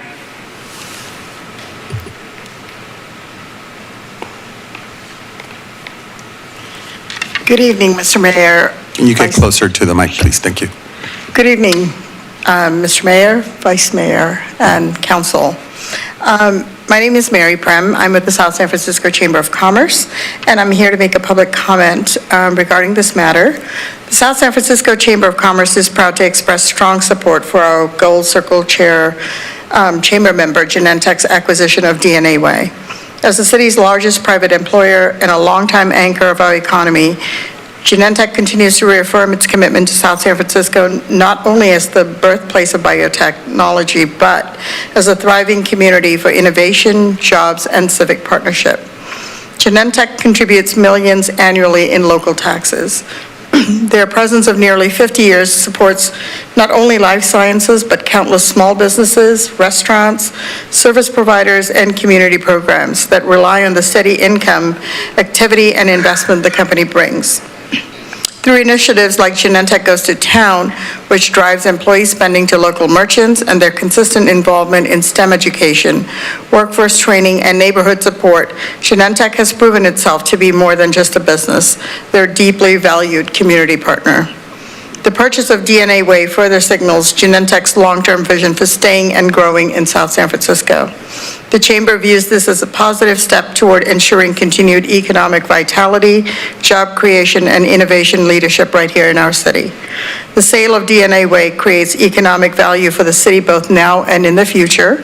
In the near term, the city benefits from the sale transaction, which helps their budget. And the city benefits because Genentech will take on maintenance responsibilities. And in the future, this setup will enable Genentech to reinvest in their campus, which generates economic benefit through taxes, fees, jobs, and more. On behalf of the Chamber, we respectfully urge the Council to support this acquisition and join us in welcoming this next chapter in South San Francisco's biotech story. Thank you. Thank you. Cynthia Markopoulos.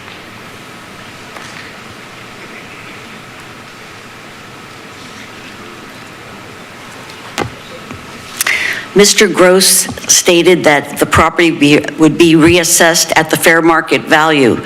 Genentech is a serial tax evader with 653 pending tax cases in San Mateo County, where much of its sprawling campus is located.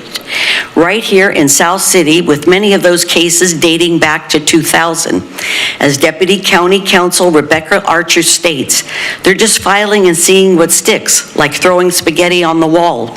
Genentech's working the system to the max in a way that's not productive for taxpayers, the residents of South San Francisco. And now our City Council members who have accepted, well, I can't even call them campaign donations because no one benefits but $60.5 billion Genentech, wherein the biotech has now infiltrated our neighborhoods. The sale doesn't benefit anyone but Genentech, and you're doing it without any other bids, any property assessments, any land disclosures. It is not surplus city property. It is not redevelopment property to be disposed of. Planning Commissioner Sam Shaheda was so anxious to vote for this item at the Planning Commission meeting on May 15th, 2025, that the city clerk had to refrain him from voting before the vote was even called. We know he receives historically over $100,000 annually in catering to Genentech. That's a conflict of interest for years while serving on the Planning Commission. Councilwoman Nicholas, you mentioned private streets.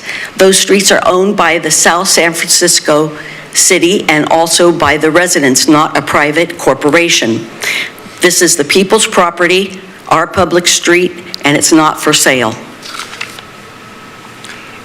Next comment? We have Annie? I don't see, oh, there she is. Couldn't see you in the back.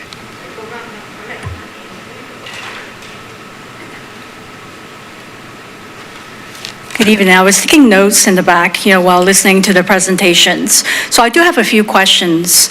I know some of you already asked, like access by the public to the Bay Trail on foot, but also by car, and what about the parking situation? Because I like hiking, I like walking, and I want to make sure I know what is going on right there. And the second question is, how will this sale really benefit South San Francisco and its residents in the long run? I really couldn't get much out of the presentation, so I just need a little bit more information on that. And then the third question is, are there any third parties without any conflict of interest involved in determining the fair valuation of the price that Genentech is proposing to pay today, as well as what they said about the pink and blue section to be evaluated in 2031 at the fair market value at that time? And fourth, I don't really understand, because I heard one of the reasons for acquiring the street is that to bring people together, because staff seem to have a problem hiking up the hill, which in my opinion is actually very beneficial for your health. So how is that going to change by acquiring those streets? Is that going to really change the fact that there's a hill there? Or are you going to, change the landscape completely? And what is that going to look like? And how is that going to, impact the environment? Because that's a big thing. Is there enough environmental study on this plan?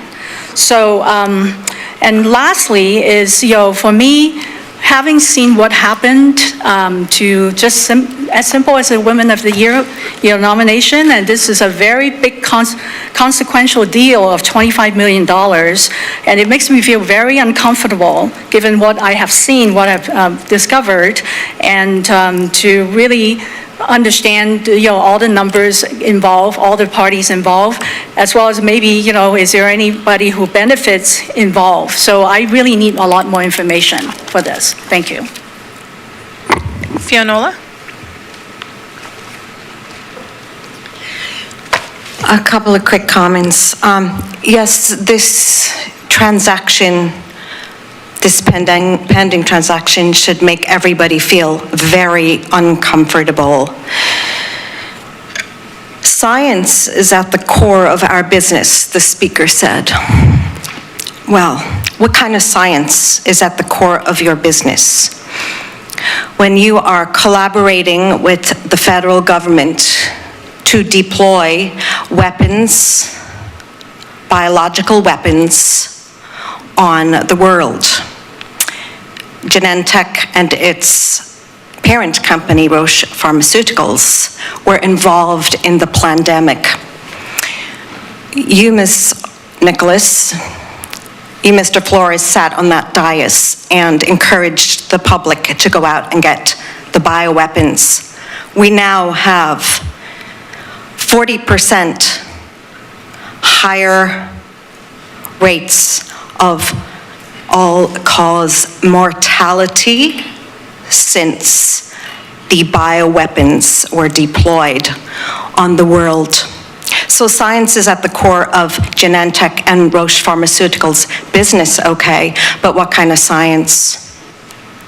I didn't hear the speaker talk about when they were involved in the MK Ultra mind control program,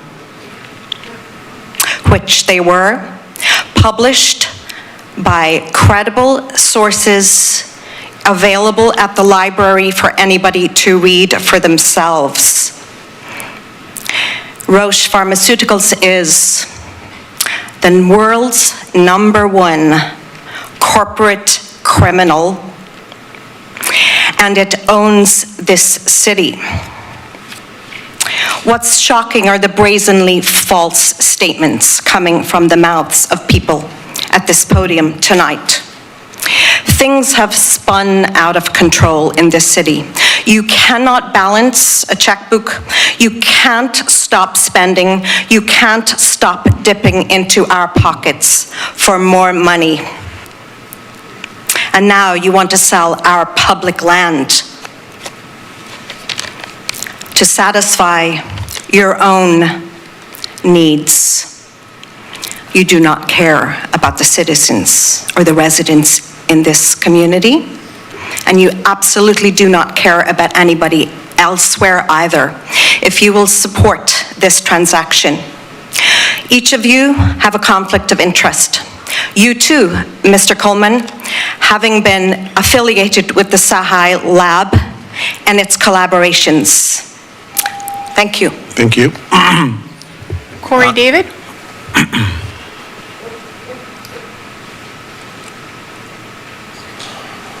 I hadn't planned on speaking on this agenda item, but I was curious, and I want to address Mark Adiego. Historically, your past colleague from 40 years back and my good friend, this city never liquidated. They never sold properties. They would do long-term leases. The improvements on those properties would be the city's after the fact. Now we are clearing inventory. And my concern is, maybe it provides revenue, we can sell them once. And we are selling everything. And you know very well, Mark, I don't know what's changed, but I know I was involved trying to negotiate a concrete plant for my employer. And back then, they'd have none of it. He owned his properties. They wanted a long-term lease was all they would give him, and he passed. But that's the way we kept everything in inventory. And now, we're going to end up with nothing. I just don't know why we're doing it this way. Thank you. Any more comments? Concludes our speakers. Okay, I'm now going to close the public hearing and open it up for comments to my colleagues, or even if you have additional questions.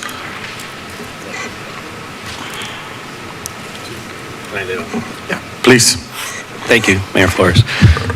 So I think that for those of us who have long memories and we can recall what our industrial zone was like before the advent of biotechnology, so going back more than 50 years, it was an industrial city and it had industrial uses on what is now the 101 east of Bayshore. And the Bethlehem Steel Plant was a major property all along what is now the 101, and it's called Gateway Redevelopment. But there were no city streets on all of that property. There was no Gateway Boulevard. There were gates. It was all internal. It was a steel-making campus. If you went to the end of East Grand Avenue, where now Genentech has what they call their South Campus that they purchased recently from Alexandria Real Estate, there was Fuller O'Brien. And when you got to the end of East Grand against their property, there was a gate. And you didn't enter that property unless you had business there. And everything was internal to that industrial use. And I've not struggled with this at all because Genentech really is just another industrial use, 200 acres worth, a more sophisticated industry than we've had in the past, science, if you will, but it very much operates the same way, where it has a collection of buildings that have purpose and many employees that make the work happen, and there's an internal need to control that situation and to maximize the potential by not having public streets. I do want to respond to Corey David because we have a lot of history together, and he's correct. I mean, there was a time where some of the lands along the bayfront that are near our sewage treatment plant, people wanted to buy those, and we insisted on leasing land long-term, and people developed that land, and the rents just keep coming in. So that's a good situation for the city year to year. But it's a different type of property than a strip of asphalt that runs, a couple of miles. And I think getting out from under the maintenance of a roadway is no small deal as it becomes more and more difficult. That's the whole idea you've heard earlier this evening about the Community Facilities District, and we're hoping that we can get a measure passed in that part of town where the property owners take responsibility, basically do what the city is having more and more trouble doing, which is finding the funds to keep those roadways what they should be. So I have an answer for Mark's dilemma. Mark, who rides the e-bike all the time, I'm sure you've heard that. Yeah, so I know where we can get him a white lab coat, and if he's wearing it, I don't think anybody's going to stop you. So I know I joke too much, but I just honestly, I don't see this. There's no downside to this for the city of South San Francisco, and I am sorry that some of the public feels that we're letting go of something that has some value, but I think South San Francisco's secret sauce, and I said this over and over the previous week, is that we know how to accommodate and maximize business uses in South San Francisco. And some of our neighbors, especially to the north, don't know how to accomplish that. But that's what South San Francisco has done to become the type of entity where people want to do business here. They want to do business for the last 50 years, and hopefully they'll want to do business here for the next 50 years. Thank you. Councilmember Nogales? Thank you. If I were to get the white lab coat, it would be the science that trying to cure cancer is what they're doing over there. So if you're asking about the question about science. I understand when I initially saw this, I think I had kind of the same gut reaction that some people had. Is like, why, this is a public street. I think the concern for me was access, and that was access to the Bay Trail, because that is something that the public should enjoy and have a way to get to. But as I learned more about this project, for me, and I think a lot of people, where I go to the Bay Trail is not actually through the section that's closed off. It's through those other avenues. And so, okay, that answers my question. There's still access to the Bay Trail. And, I'm glad that you mentioned about kind of the history of kind of Genentech and kind of where we are now. Because what this is telling me, and there was a lot of word usage of investment, that Genentech is investing in our future in South San Francisco. Because I think there was always this concern, and I think we've heard it, like, oh, Genentech might move away. And that's a major tax base for us. What they're saying here is they want to stay here. Not only that, they want to invest even more. So, we talk a lot about the structural deficit, but it wasn't because of bad policy making that the council did. It's the fact that our revenue is not coming in at the same pace that we had before. And if you remember, during COVID, we still had a balanced budget because of our development. Not so much of the housing, because, by the way, housing development has slowed down significantly. But what has helped us through that period was our R&D development. That money was coming in to help fund our police, our fire, a lot of services that a lot of our residents rely on. And guess what? That money that we are going to generate from this, we're going to use it for public good. So, I'm okay with this project because I know what it's going to mean, not only for right now, but the long-term public good and the investment in South San Francisco. That's all I have, Mr. Mayor. Thank you, Councilmember Nogales. Councilwoman Nicholas? This issue right with us, right, is a unique one. We had steel mills and other industries that have left in the 70s, and due to the able leadership of the men and women who came before us, we pivoted to become the birthplace of biotech almost 50 years ago when we welcomed Genentech in this would have been a dead space. Can you imagine what the city would look like if Genentech had chosen Emeryville, the other industrial city that was the other choice? What will east of Grand Avenue look like? Warehouses, encampments? The east of Grand became what it is today because other biotech companies followed suit, because Genentech is in the middle of innovation. There's talent pool and the collaboration. As long as there are human beings on Earth, biotech will be around, and we will need them. As we get older, there are more diseases that need to be taken care of. I know I understand the feeling of some residents who are against this. However, what I always heard is that they're against biotech. So let us demystify biotech. Biotech is like any other business. It just uses the science that utilize living organism cells and biological systems to develop products to improve our human lives and the health of the planet. It also provides employment for a lot of our residents. I work in the industry, and I believe that most of us and most of the companies are very ethical, and all of them are almost altruistic.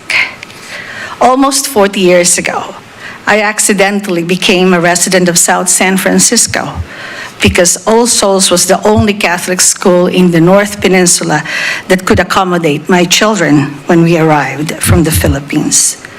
Both of my children and their spouses are homeowners in South San Francisco and bringing up their 3 children here.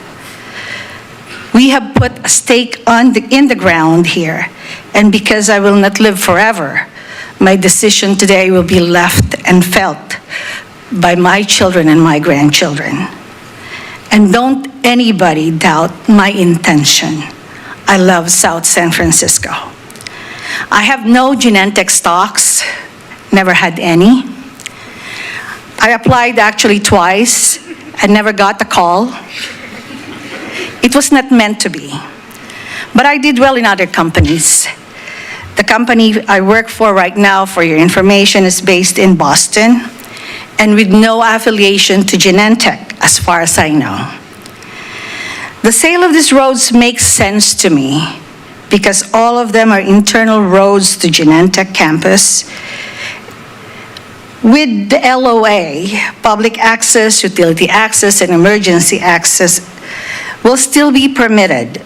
The city will not maintain the streets, and the cost of $25 million will help us tremendously. Any future closures, if needed, would still be subject to a supplemental payment to the city.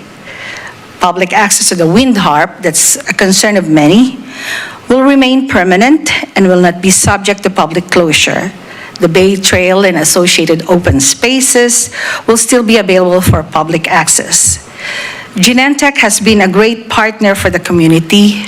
Their generosity has benefited a lot of our young people in our schools, and their support of the many community programs, including their huge support to this building, have provided us with great things. They are in addition to the dollars they contribute to our revenues directly and indirectly. So I will support this. Thank you, Councilwoman Nicholas. Councilmember Coleman. Yes, thank you. So there was a point made during the public comment, but also a portion in the presentation. This is a question to Billy, is, of the tax assessment lawsuits that have been going on between the county and Genentech, what's the process of us assessing, or I guess the county assessing the property, and how we can kind of avoid that in the future? I will actually defer that question. I'm not sure to who, but someone else to talk through that. I can make it. Nell Sealander, Economic and Community Development Director. I'm going to make sort of like our side of the answer, and then if Genentech wants to address it. So our understanding, and Rich, our Assistant City Manager, can correct me if I'm wrong here, is that the appeals, so it's an appeal, which is allowed in property taxes. You make an appeal to the county, and our understanding that it's an appeal of how the unsecured property tax roll is, how their unsecured property taxes are assessed, and unsecured property taxes are for things like equipment. So it's not the land, it's not the buildings, it's the equipment and the depreciation of that equipment over time. That's my understanding. And it's not a process that the city controls. I don't know if Rich would like to add anything, or if Sophie would like to add anything. Just chiming in to say that Nell completely nailed it. Thank you, that answers that question. Go ahead. Yeah, I can provide a little clarification on that. Nell is correct. The disputes that Genentech has with the San Mateo County Assessor do apply to the unsecured property, which is the equipment that we purchase that goes into our lab and manufacturing facilities. That being said, despite this dispute, Genentech has paid all of the taxes that we've been billed. Like anyone, we wish to pay only the taxes that are legally owed. We've made a lot of good progress with the county in recent months and years on resolving these, and we're continuing to work in good faith to move forward on this. None of the disputes have anything to do with the secured property tax, which is to say on land or buildings. And while you're still there, one more question. So it was also mentioned that, why not pursue a long-term lease? Why would that not make sense in this situation? Yeah, that did come up, and as we were initially pursuing this proposal with staff, with the city manager and so on, various options were considered during the negotiation process, and ultimately both parties agreed that the fee simple purchase of the land was going to be the cleanest and most advantageous to both parties in the short and long run. Thank you. Thank you. So that's all my questions, but I do have some comments. Thank you. No, you're good. You're good. You may take a seat. So initially, when staff first brought this idea to me, I kind of had a reaction that this is probably something that I would not be in favor of, and I had a similar emotion to those in the audience. But then, I continued to have conversation with staff. I had a conversation with representatives from Genentech, and as I learned more about the plans and the vision that they had for their campus as a whole, I definitely warmed up a little more to the idea. I also asked the question, why not a long-term lease? It is not suitable for a stretch of land that is so long and so narrow when a campus is meant to be built right on top of that. As the campus center. Publicly led development does not make sense there at all. It's a road, so a park usually doesn't make sense. You can't put a fire station there, senior center, recreation center. It just doesn't make sense there. To where I just don't see that there is an advantageous public use in the future of that property. Members of the public have quoted me, and they're twisting my arm a bit. You said, no public lands, you will keep the public lands in the public hands. And that was a quote I made when talking about the property right across the street. And the reason why I said that is because that property over there, as opposed to the property that we were discussing tonight, you can use that for public use in the future.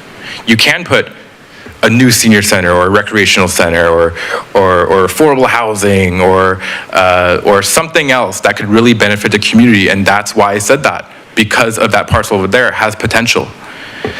Unlike DNA Way having any potential in a publicly led development here. When I see what is being proposed, Genentech is really doubling down, and they're investing a lot of money into, hundreds of millions of dollars into the South City community. It's not just the $25 million that we'll be getting during this meeting, it's also the property tax revenue that will be coming into the city. That means that is money to our schools. I believe for every dollar in property tax, half of that goes to our schools. And so I'm thinking about our children. I'm thinking about our teachers who need higher salaries. I'm thinking about the money that will also go to the county and the money that will go to the city that will allow us to continue to funding the projects, the programs, our police and fire department that our citizens have come to love and respect.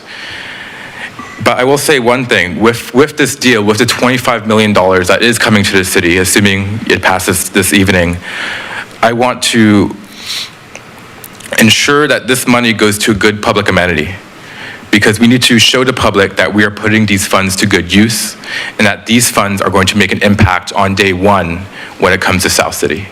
I'm not sure exactly what that project will be or what that facility will be, but I hope that we can show the public that this money is having an impact on everyone in South City in a meaningful way.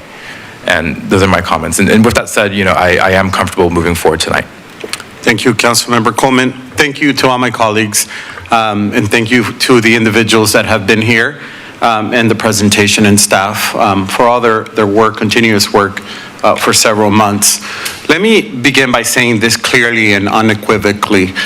This is not a decision that was made behind closed doors. And it is not a decision also that I have made lightly. The proposed conveyance of DNA Way to Genentech and the additional streets is a result of really transparent, legally sound process that has followed every applicable requirement under state and local law, as detailed in the staff report available to the public. And I really want to emphasize, please read the staff report. If the presentations were a little bit over the top or a little confusing for you, go ahead and print the PDF of the staff report. Read the presentations and all the attached documents. If you were confused and you couldn't understand the speakers or the different language used, read the staff report. And I also want to speak directly to those who've raised concerns, unfortunately, on misleading social media platforms like Nextdoor, etc. Unfortunately, I want to say, I do hear you. I respect everyone's opinions and your passion for our city. I respect the voices that have spoken out and your concerns. But I also believe in making decisions that are grounded in facts, in the truth, and not in fear, and not in murmurings, and not in gossip, or he said, or she said, or they said. But I also ask you to please, again, read the staff report, attend our meetings, engage with the facts. Meet with me in person. I've offered even our cafecitos. Let's talk over coffee. Let's meet one-on-one individually, or even with our city manager, or discuss it with our city staff so they can break it down for you if something doesn't make sense for you. But we need to move forward and move forward with meaningful solutions for South City. This is not about selling off our city. It's about making a smart strategic decision that reflects how this land is actually used and how it can best serve our community. I looked up different situations and agenda items that came across several different private companies, including Googleplex with Mountain View, and they had transactions, Apple Park in Cupertino, including the city of New Haven, and Yale University. And they sold off their streets because it made sense for the students to actually be there. It wasn't like they were going to build a church in the middle of campus. How many of us have actually walked up to this hill that we were hearing about and understood that it makes sense? This is not just a corporation. It's really a campus. DNA Way is not a public street in any meaningful sense. It is a road that runs entirely with a secure biotech campus. It's not open to the public. It cannot be used for parks or housing or civic life, and it does not serve a transportation function. What we are doing is aligning ownership with reality, while ensuring the city is fairly compensated and our residents benefit. Let me be also absolutely clear on this. I did not run for office to make backroom deals. I ran to serve the city with integrity and through my faith. And I prayed about this, and I pray about every decision. It's not just about my values, but it's about my faith. And I have not received any form or of payment or investments or this, that, or the other from any biotech, including Genentech or Life Science or any company in South San Francisco. I am firmly against, as I know my colleagues are, against any form of corruption in any form. And I can also firmly say that there is none in this regard and with this item before this council. I ran because I love this city. And I ran because I believe in public service. And I ran because I want to help build the South San Francisco where I can raise a family one day with transparency, with accountability, and a deep respect for the people who call this place home. Genentech, and I want to make this very clear, is not just a company. They are a cornerstone of our local economy, but more important, like it was mentioned by some of my colleagues, they have a continued investment, and I had seen it firsthand. And here in the chamber, former school board president Lujan and also former chair of the Planning Commission can also attest about how our schools have benefited tremendously. Programs like Science Garage, programs benefiting our STEM in our high school, students that have now a future and come back to work not only in Genentech but other life sciences because of Future Lab Plus. $1 million was given, and I held that check when I was a school board member. And it went all back to our local schools. This is impactful partnerships. This is not just something that someone else did or someone else will pay for it. Their continued investment also means jobs. It means innovation. It means opportunity for not only us, for the generations that are to come. So no, I'm sorry. We are not selling the city. We are investing in its future. We are making a decision that puts community first, grounded in facts. Please read the staff reports, guided by law, and driven by a vision of shared prosperity. South San Francisco is not for sale, but we are open to thoughtful, community-first partnerships that help us grow responsibly. This is one of those moments, so let's embrace it. And with that, I am very much in favor, and as a District 5 representative, if there are no other comments, I would like to move forward and make a motion to approve. Mayor, I'm sorry, we have a speaker that's requested to make a comment. I did close the public hearing, but I will grant this, but this is not to be the regular reoccurring. There was an opportunity for the public to speak. There was a public hearing. I will give you 2 minutes, please, because this is not the only item also in tonight's agenda. Thank you, Mayor, Vice Mayor. My name is Margaret Baxter. I just want to address about the walkway we will get at the Genentech's ground. We need asset to the bay. We do not want to create a problem like Martin's Beach, if you remember. And we have it because we can do some fish in there, you can put a rubber raft in there, you can swim. We need asset to the bay. Now, getting back to Genentech, I remember when Genentech was coming here to San Francisco. I've been around a long time in Sunshine Gardens, and down in the Peninsula, South San Francisco wasn't the first preference for Genentech, but nobody in the peninsula would let them in because they were saying they'll spread disease from their research they were doing. Vice Mayor Mark Gallego remembers that. So he does, that's not a lie. So don't be saying that they choose South City. That was the only place that would let them in. So anyhow, that's one thing. So just want to let you know. So thank you for your time, and I've been around 50 years, and I remember when Genentech came. Thank you. Thank you. Going back, in public service announcement, while I'm on it, why not? COVID is real. Please get tested and absolutely continue to get vaccinated for COVID. Okay, so I have made a motion to move forward with Resolution 8A. Do I have a second? Okay, I'll make the motion. Second. You took it from me. What? There's already a motion. Okay, guys, I made the motion. Oh, I'm sorry. I'll defer to the It's vice so unusual mayor. for the mayor to make the motion. We weren't prepared. I defer to the vice mayor as a second then. Thank you. Can I have a roll call, please? Thank you. Councilmember Nogales? Aye. Vice Mayor Diego? Yes. Councilmember Nicholas? Aye. Councilmember Coleman? Yes. And Mayor Flores? Yes. Thank you. Moving on to item 8B. Okay, can I have a motion to approve item 8B, resolution of the City Council vacating certain public right-of-way commonly known as DNA Way, Cabot Road, and Point of San Bruno Boulevard located entirely within the Genentech campus. Ms. I will make the correct motion. And Mayor Flores, I would like to second Councilman Nogales' motion. Appreciate that. First and a second, can I have a roll call, please? Mayor Flores? Yes. Councilmember Nicholas? Aye. Vice Mayor Diego? Yes. Councilmember Nogales? Yes. And Councilmember Coleman? Yes. Thank you. Moving on, oh, sorry, go ahead. I'm doing your job. Go ahead. Go ahead. Did quite well.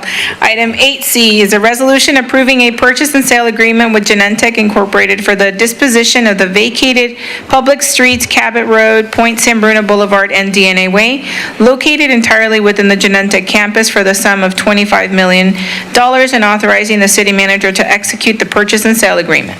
I'll make that motion. I second. I have a first and a second. Can I have a roll call, please? Mayor Flores? Yes. Councilmember Coleman? Yes. Vice Mayor Diego? Yes. Councilmember Nogales? Yes. And Councilmember Nicholas? Aye. Thank you. Item 8D is an ordinance amending the South San Francisco zoning map to include additional properties within the Genentech Master Plan District. So Okay. moved. I have a first. Can I have a second? I'll second. First and a second. Can I have a roll call, please? Councilmember Nicholas? Aye. Mayor Flores? Yes. Vice Mayor Diego? Yes. Councilmember Coleman? Yes. Councilmember Nogales? Yes. Thank you. Item 8A is a resolution making findings and approving amendments to Genentech 2020 Master Plan and associated general plan amendments. So moved. I'll second. Can I have roll call, please? First and second. Can I have roll call? Vice Mayor Diego? Yes. Councilmember Nogales? Yes. Councilmember Coleman? Yes. Mayor Flores? Yes. Councilmember Nicholas? Aye. Thank you. All five motions passed unanimously. Thank you very much. Moving on to administrative business, item number 9 is a report regarding a resolution approving the South San Francisco Conference Center Authority fiscal year 2025-26 budget. Item 9A is a resolution. Is it possible to have a short break? Yes, thank you. Mr. McGuire, could you indulge us? Absolutely. We'll do a 5-minute recess. Thank you. And come back at 9:02. Thank you.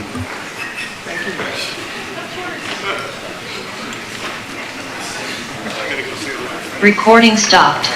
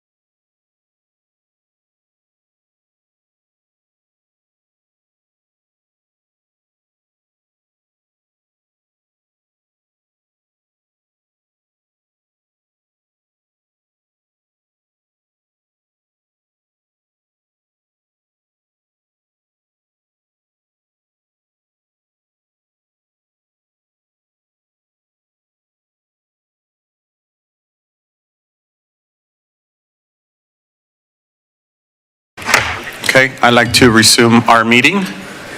Now we could proceed, Mr. McGuire, please. Thank you. And ironically, just Saturday, I got my COVID vaccination, Mr. Mayor, so. Great job. Yeah, thank you, thank you. Good evening, Mayor Flores, Vice Mayor Adiego, and members of the City Council. I'm Jim McGuire, Executive Director and CEO for the South San Francisco Conference Center. On behalf of the Conference Center Authority Board, I am here this evening to present our fiscal year 2025-2026 budget.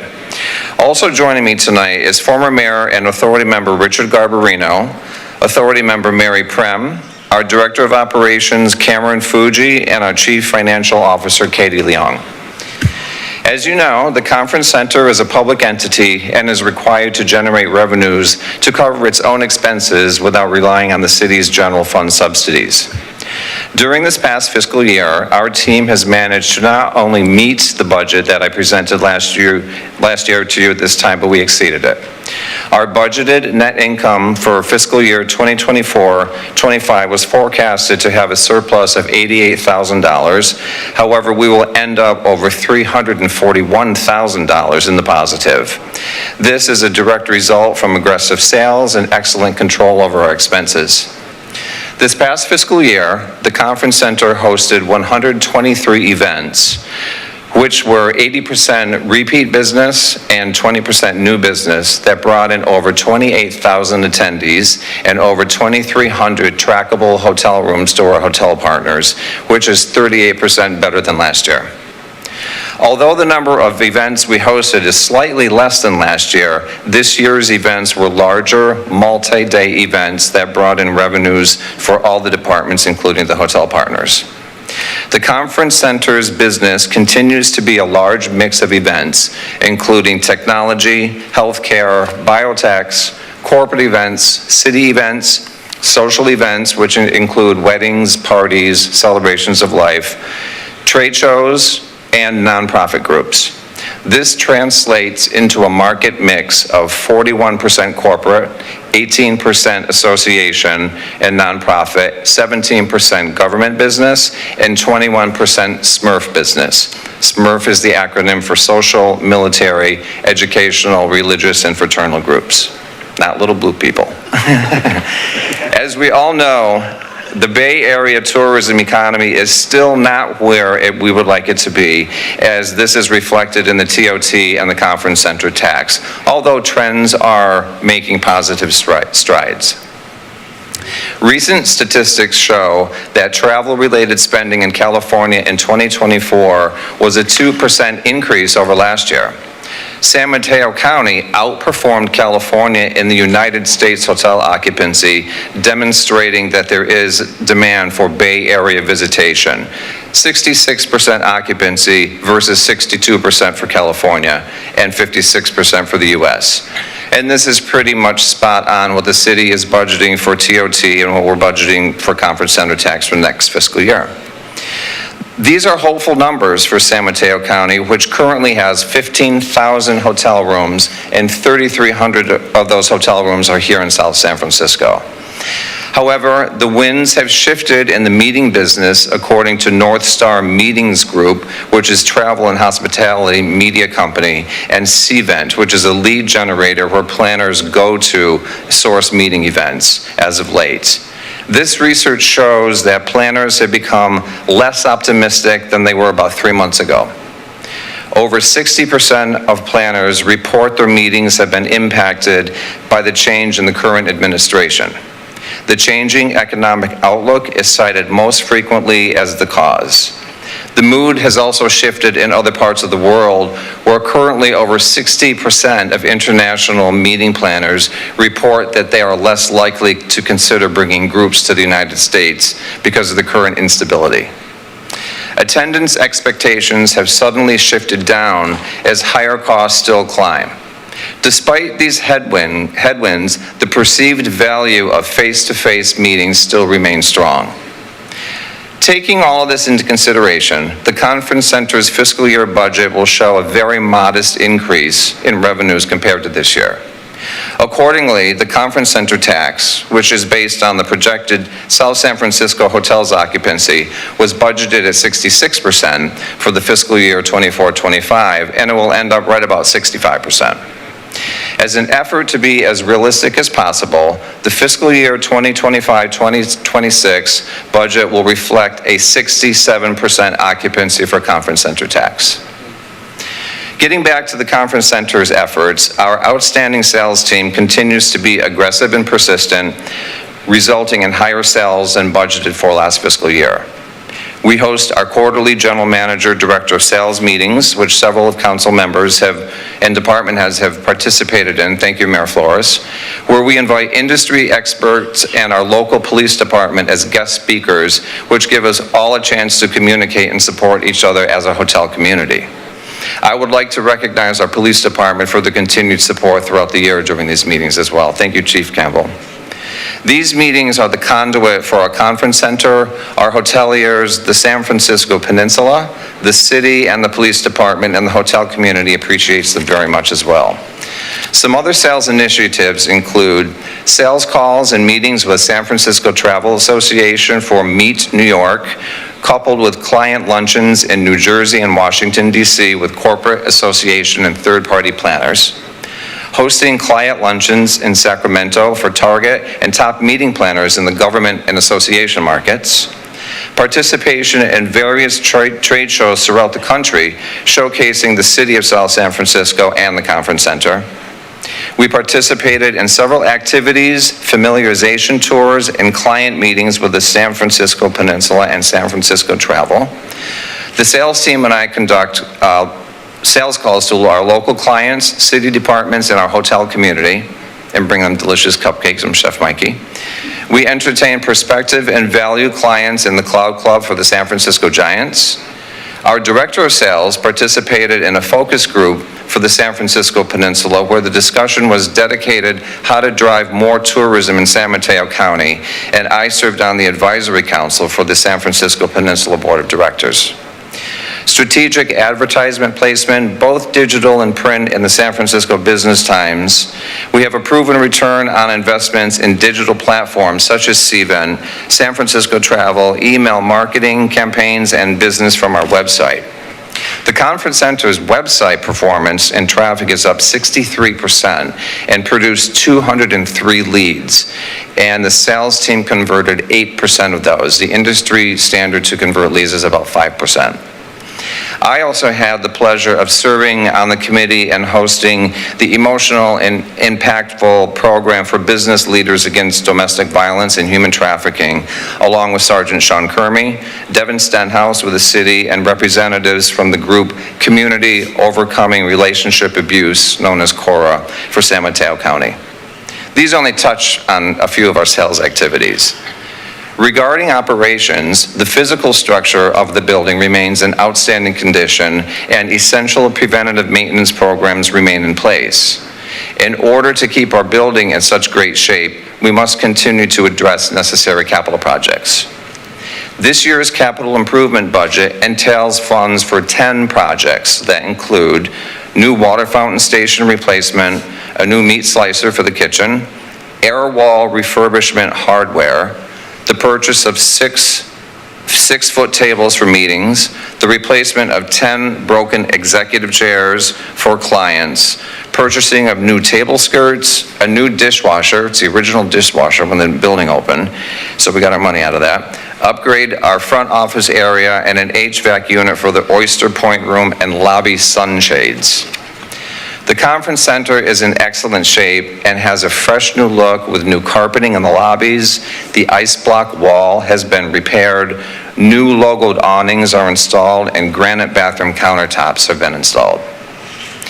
The conference center's expenditure request reflects a continuation budget, and funds have been increased in administrative and general, operations, services, supplies, and sales and marketing due to more business coming in to the building than last fiscal year, and also taking into consideration the ever-growing inflation factor, including contract labor, the current administration's tariff policies, and other uncertainties.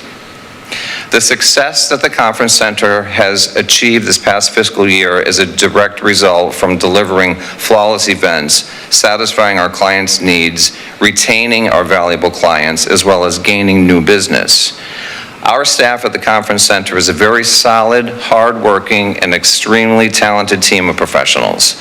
Staff retention has been consistent and is crucial to our operation and success. Therefore, a cost of living increase has been factored into the fiscal year 25-26 budget, as well as funds for professional development for the entire team. The fiscal year 2025-26 budget includes a total revenue projection of $5,558,813 and a total expenditure request of $3,544,693. Also included in the fiscal year 25-26 budget is a capital project request of $423,000 for the projects that I just mentioned.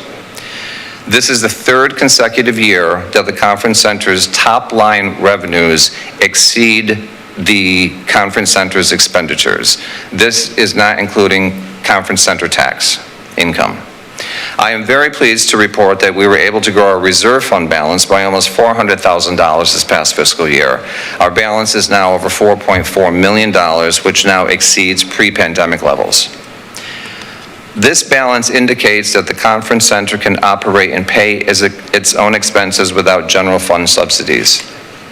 The 25-26 fiscal year budget reflects a positive net income of $125,815, which is a slight improvement of $38,000 from last year's fiscal budget. I would like to thank the Budget Subcommittee, which included Mayor Flores, for recommending the budget to the Conference Center Authority.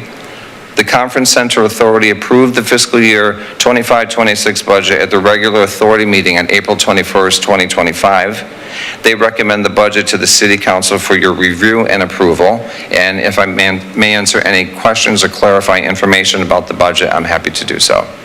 Thank you. Thank you, Mr. Moyer, for the presentation. I will take any questions or comments from my colleagues. Go ahead. I think of the presentation, Mr. McGuire, what was the most impressive is that you brought the reserves back to a level pre-COVID, because I knew they were battered during the COVID years. Yes. What was the swing on that from? The reason why they were gone?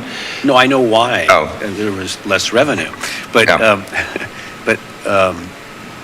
you were able to swing back to a strong positive number. We were not only in the reserve, but also to have our surplus grow much too. And we had aggressive sales, and we're very, very good at controlling our expenses. And we're very lucky that the building is in such great shape too for the necessary capital projects to be done. So it's a combination of more business coming in and knowing how to manage the expenses. And as you look off into the future and you have these nice reserves, are there any infrastructure improvements that you kind of dream of that you'd like to? Yes, I always have a dream list, don't I, Cameron? Do you want to share Always a dream list. Well, we're getting there. I just did the new carpet in the public areas and the pre-function hallways, which looks fantastic. Mayor was instrumental in picking that out, as well as Flora, the council, the authority members. I would like to upgrade lighting in the ballroom, upgrade the flooring in the ballroom as well. Okay. Yeah. Thank you, Jim. You're welcome. Thank you. Councilmember Nogales? Thank you, Mr. Mayor. Jim, you and your team, fantastic job. Thank you, Mark. Seeing this turnaround really makes me happy to see this. There was a lot of information you were giving out there, so I might have missed it. Did you say where we were in South San Francisco in terms of comparison with other hotels or just, I guess, other cities? San Mateo County is leading California in I heard that part. occupancy, but unfortunately not in ADR. Okay. So the hotels are still struggling in ADR. So we're also beating the United States occupancy as well. Oh, that's something, and I've always used the conference center as kind of the economic indicator in terms of how we're going to do it because of the hotels. And I know we get a lot of business from San Francisco when there's conferences, so it doesn't seem like, based upon what you're saying, we're going to have a very positive outlook in terms of the next couple of years. No, not really. However, the good news is that Moscone Center's citywide conventions are up 47% from last year. So it is headwinds going in the favor that we want them. So Moscone's getting a little bit better. Last year, they had 462,000 hotel rooms.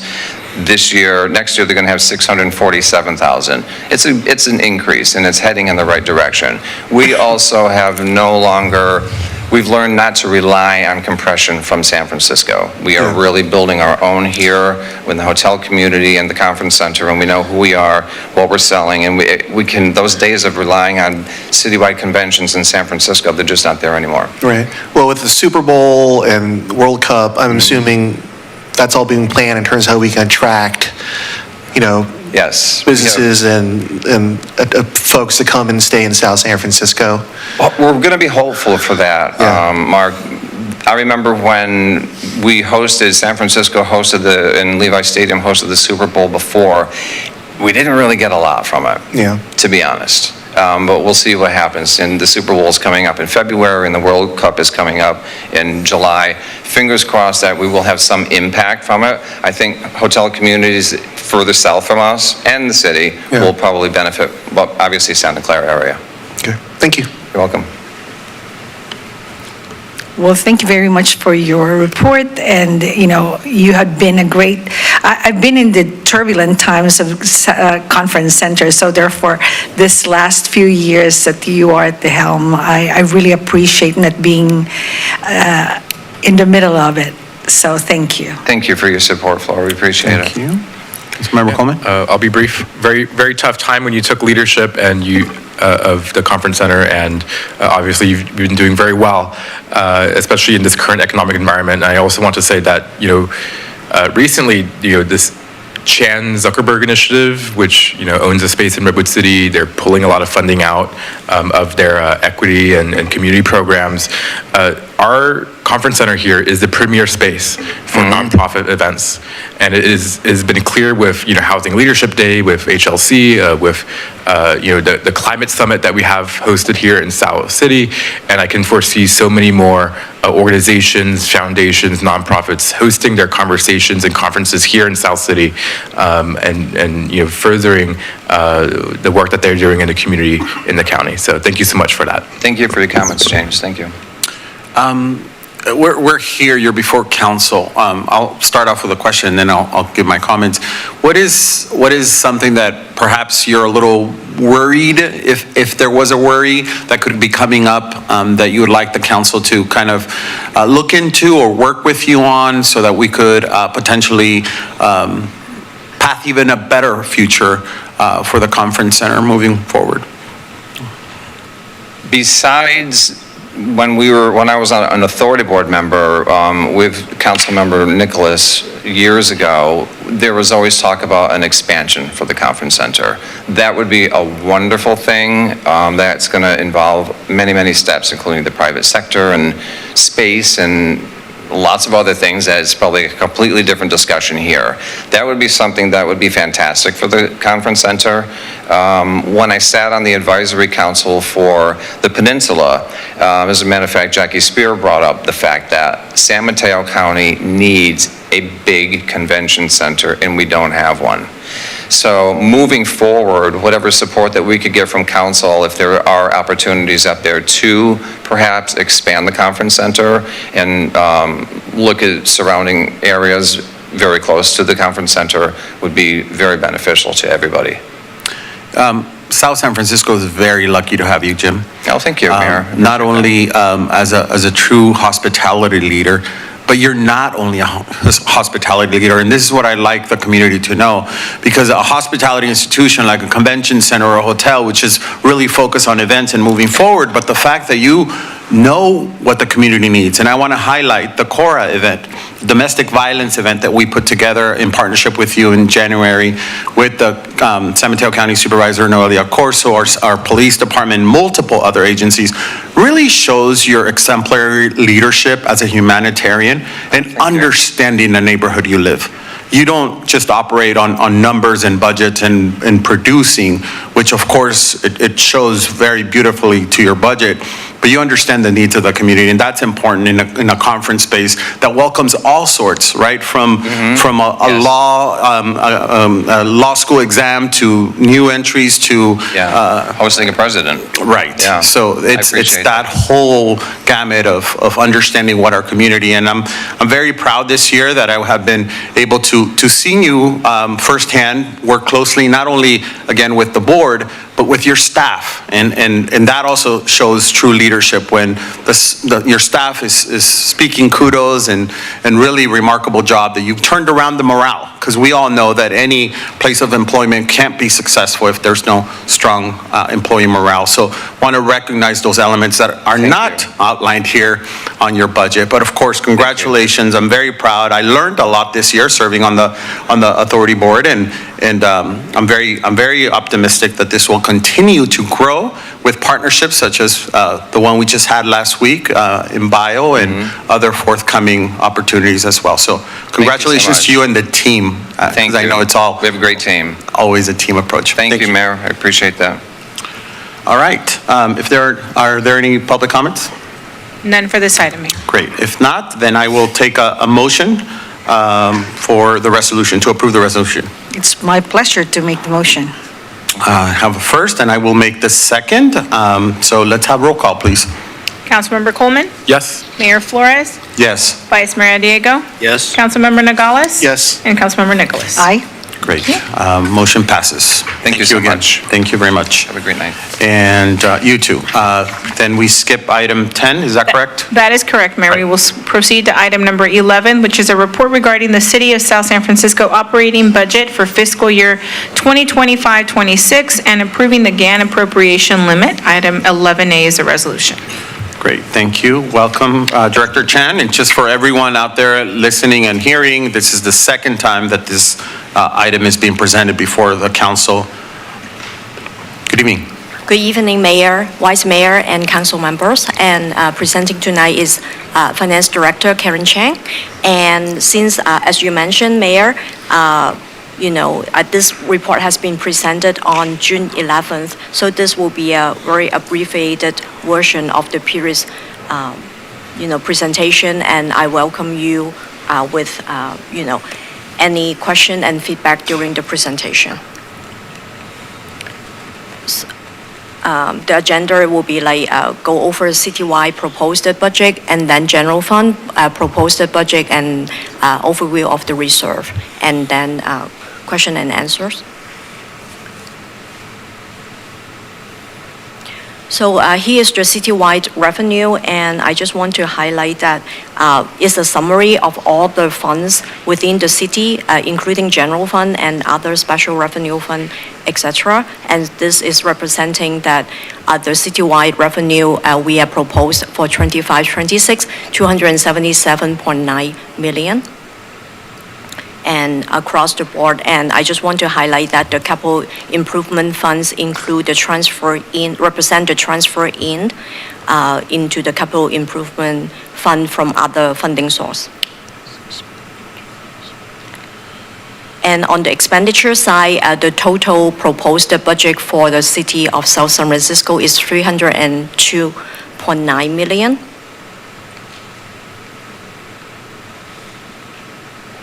And now we are going to focus on the general fund proposed. And as previously discussed, the general fund is facing a deficit of 12 million, and staff recommend to use to bridge this gap by drawing the unassigned fund balance. And so this year, the city already taken significant steps to control the cost. We've incorporated a 3% cost of living adjustment in this projected expenditure, and also we have assumed an 8 million vacancy saving baked in. And I just want to point out that we are not alone in the county, and a lot of the city within the San Mateo County also face the deficit, because there was the rising personnel cost, moderate revenue growth, and persistent economic uncertainty. So since our last presentation, we received some encouraging news. So the state budget includes the funding for the property in lieu of vehicle licensing fee, VLF shortfall. However, it appears that the city will only receive 2/3, not 100% of the shortfall. So for South San Francisco, that equates to approximately about 3.3 million. So we haven't budgeted this revenue. So when we receive this additional revenue, so the proposed deficit 12 million will go down to about 8.7 million. However, the final deficit will depend on the outcome of the current labor negotiations. So because of the uncertainty, staff recommend that we are not changing the proposed deficit at this time, and we will come back to the city when we have more data. So here is a summary of all the department requests by department, and we went through this last time, so I'm not going to go through line by line, but this is in general, we are asking the council, this has been incorporated in the first slide about the 302.9 million. I just want to pause here. Do you have any question on this slide? Any questions or clarifications? Anything that has come up since? Not seeing any. Could proceed. Thank you. So with that, I'm just go right into the reserve and other consideration. So the general fund, so the estimate for the projected general fund available fund balance is we will begin the year about 29 million, and we are recommended to draw down about 12 million. So our projected available general fund available balance is about 17 million. And here is a snapshot of all the other reserve besides the general fund. So the first line item is the 20% of the general fund. General reserve is about 27.8 million. Infrastructure reserve is about 6.9 million. CalPERS stabilization reserve 6.2, and the available unassigned general fund balance is 17 million. Total is 57.9. So the infrastructure reserve and the CalPERS stabilization reserve, they all have a specific purpose, but I just listed here for information. So this slide just kind of give a snapshot about the projection for the following 5 years. As I mentioned earlier, so this projection is kind of providing a roadmap for the council to consider, if the way that we are, the revenues not coming in as fast as the expenditure, so we are going to continue this path. We will continue to have deficit, and over the next 5 years is projected to be about 87.3 million. And but again, it's a forecast showing what's likely to happen in the future, but it's not like a black and white answers. This doesn't consider the VLF fees for this year or potentially in the future, and potentially the 25 million that we just approved as well, correct? That is correct. Okay. Yes. And I just kind of, for the record, I think the 25 million, what I heard previously is probably may use for some one-time project that is beneficial to the community, and it's not reflected here. Okay. Correct. Thank you.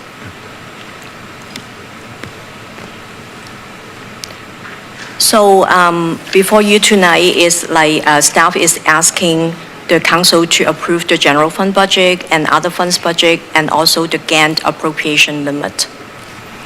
That concludes my presentation. Great. Thank you once again. Appreciate you and the team's work on this and the second go around here. Do I have any additional comments or clarifications one more time from my colleagues? Seeing none, I will go to, do we have any public comments? No public comments, Mayor. Okay, then I think we're ready to proceed. Who would like to make a motion to approve item number 12. So moved? Second. I have a first and a second. Can I please have roll call? Councilmember Coleman, Yes. Mayor Flores, Yes. Vice Mayor Diego, Yes. Councilmember Nogales. Yes. Councilmember Nicholas. Aye. Thank you. Motion passes. Thank you. Next agenda item. And we will skip item number 12, which Correct. was the interim spending, and move on to item number 13, which is a report regarding a resolution approving the proposed capital improvement program for fiscal year 2025-26. Item 13A is a resolution. Good evening, Mayor, Vice Mayor, council members. My name is Matt Rule, your principal engineer. So we're back before you tonight for the third time to present the CIP program for this year. The capital improvement program includes large capital expenditures that are incorporated into the city's budget. Sorry, Matt, can you get a little closer to the mic just so people can hear you there? Is that better? Thank you. The CIP program outlines major capital expenditures and infrastructure improvements throughout the city. The total CIP budget is proposed at $233 million, which includes $24 million in new appropriations. The CIP encompasses 184 total active projects, of which 10 are new projects for this year. The chart proposes the new appropriations and shows $24 million in appropriations broken down by project type and shows the number of projects that are receiving funding. And as you can see, the sewer, streets, and parks are the majority of this project allocation. The CIP is supported by a wide range of funding sources, which allows us to meet the varied infrastructure needs across the project types. The slide shows the breakdown of funding sources.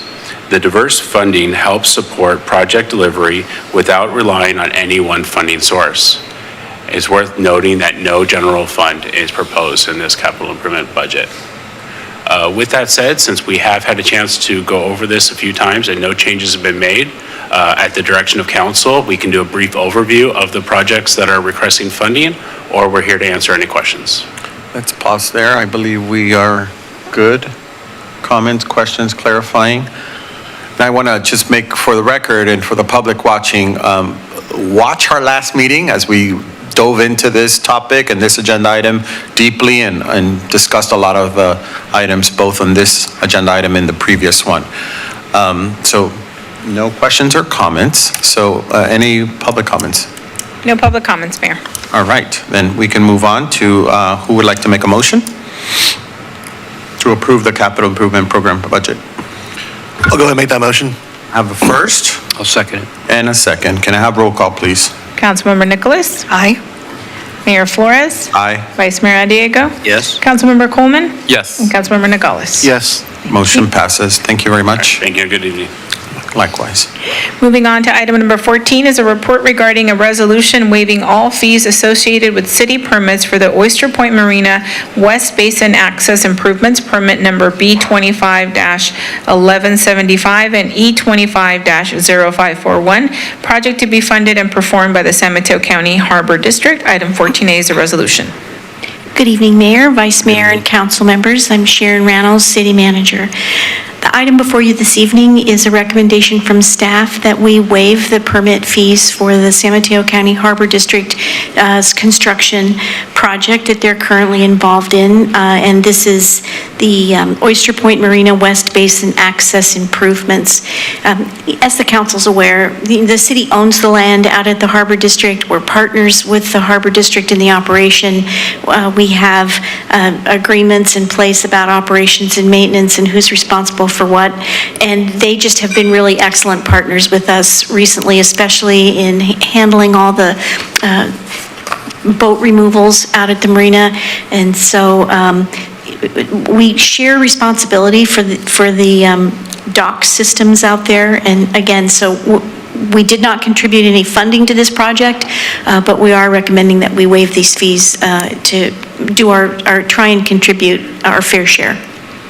So I know that we do have Bill Zemke here, who's a commissioner in support of this as well, and I'm happy to answer any questions that you may have. Oh, the total amount, I didn't tell you. The total amount is approximately $90,606, and that includes the building permits, all plan reviews, inspections, and fees, and the encroachment permit. Thank you for that. Any questions for Ms. Reynolds? I think I just would like to add to highlight the change in the relationship between the city and the Harbor District. It was not always like this. And you referenced the assistance that they gave us in removing some of the boats that were impacting our waterway. And a lot of that was, it began with the closure by Kilroy Development of the Oyster Point Cove Marina, and they accommodated a lot of those residents, and some other marinas wouldn't have been so forthcoming. So I appreciate the way they've been interfacing with South City, and I think this is the right thing to show our appreciation. Thank you. Anyone else comment? Councilmember Nicholas, sorry. No, I understand. I know in the beginning of my term here, there has always been a very contentious, or sometimes it wasn't as smooth as how it is now. So it's just really wonderful to see this collaboration, because when you know more hands, then you achieve more. So I'm in favor of this. Any comments? Okay. Mr. Mayor, maybe we could invite, because he's here, the commissioner, a local resident, maybe he could step up and, take credit for the change in the relationship. Absolutely. Something like that. Thank you, Vice Mayor Diego. I was trying to get your attention. County elected Bill Zemke. Good evening, Mayor Flores, Vice Mayor Diego, and the rest of the council. It's a pleasure to be here tonight. My name is Bill Zemke. I'm a commissioner representing District Number 1 of the San Mateo County Harbor District. The district and the city have had a long mutual relationship for 48 years. Sounds like there's been some ups and downs on that relationship, but I think recently it's been very well. As we noted here, the permits which will be used in this particular project make that connection between the part of the Bay Trail that was recently raised and the docks to eliminate a low point in the previous one. And I think that will have a mutually beneficial effect for both the city and for the district. So I'm hoping that you're in favor of this resolution. The other thing too I want to point out, as you may know, there's currently a stop work order on that work out there, and the district is working very closely with Sharon's staff, and Sharon has assured me that we're all going to be working together to try and resolve that fairly quickly. But perhaps maybe one of the reasons for that stop work order was some miscommunications between the district, or a misunderstanding of what the requirements would be. Now, we do have a liaison committee which has met in the past, and I know in recent years, in my experience at least, the city's been really busy, the district's been really busy, and sometimes the liaison committee kind of falls by the wayside. And I would encourage us, and I'm going to push on my side, to really push to have a very regular schedule to that liaison committee so we can keep the momentum going on our good relationship. So thank you for the comments. Thank you, Commissioner Zemke, and appreciate your leadership. And part of this whole change and this whole turnaround for the positive has been under your leadership too, representing this district as well too. So thank you for that as well. Thank you. Thank you. I'll just say very briefly, I'm very proud and glad of the collaboration we have between the city and the Harbor Commission. It wasn't always like that, as I've come to learn, and we are very fortunate that our representative is Bill Zemke on the Harbor Commission, as you have undoubtedly been a very strong advocate for South City and of this record of collaboration. So thank you so much. Great, thank you. Any other public comments? None. Okay, great. Then we would move forward. Can I have a motion to approve the resolution? So moved. Second. I have a first and a second. Can I have roll call, please?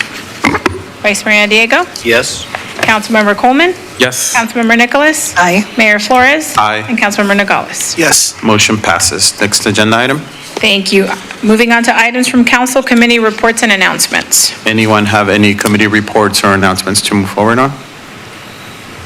I will mention, as president of the Peninsula Division of the League of California Cities, I have also working with our city staff as well as Cal City staff, have put forward in my capacity as president a letter urging the vehicle licensing fee and urging the governor to approve that part, which we just heard could potentially be 3-point-something million for South San Francisco. So I want to report that to the council as well. Anyone else? If not, we'll move on to the next and final item. Thank you, Mayor. Moving on to closed session, item number 15 is a conference with labor negotiators pursuant to Government Code Section 54957.6. Agency designated representatives, Sharon Reynolds, City Manager, Rich Lee, Assistant City Manager, Leah Lockhart, Human Resources Director, Jesse Ladd, Redwood Public Law, Christopher Boucher from Boucher Law, employee organizations, AFSCME Local 829, IAFF Local 1507, South San Francisco Police Association, Teamsters Local 856 Confidential, Teamsters Local 856 Mid-Management, unrepresented groups, executive management, public safety managers. Thank you, everyone. Have a good night. We will adjourn to closed session.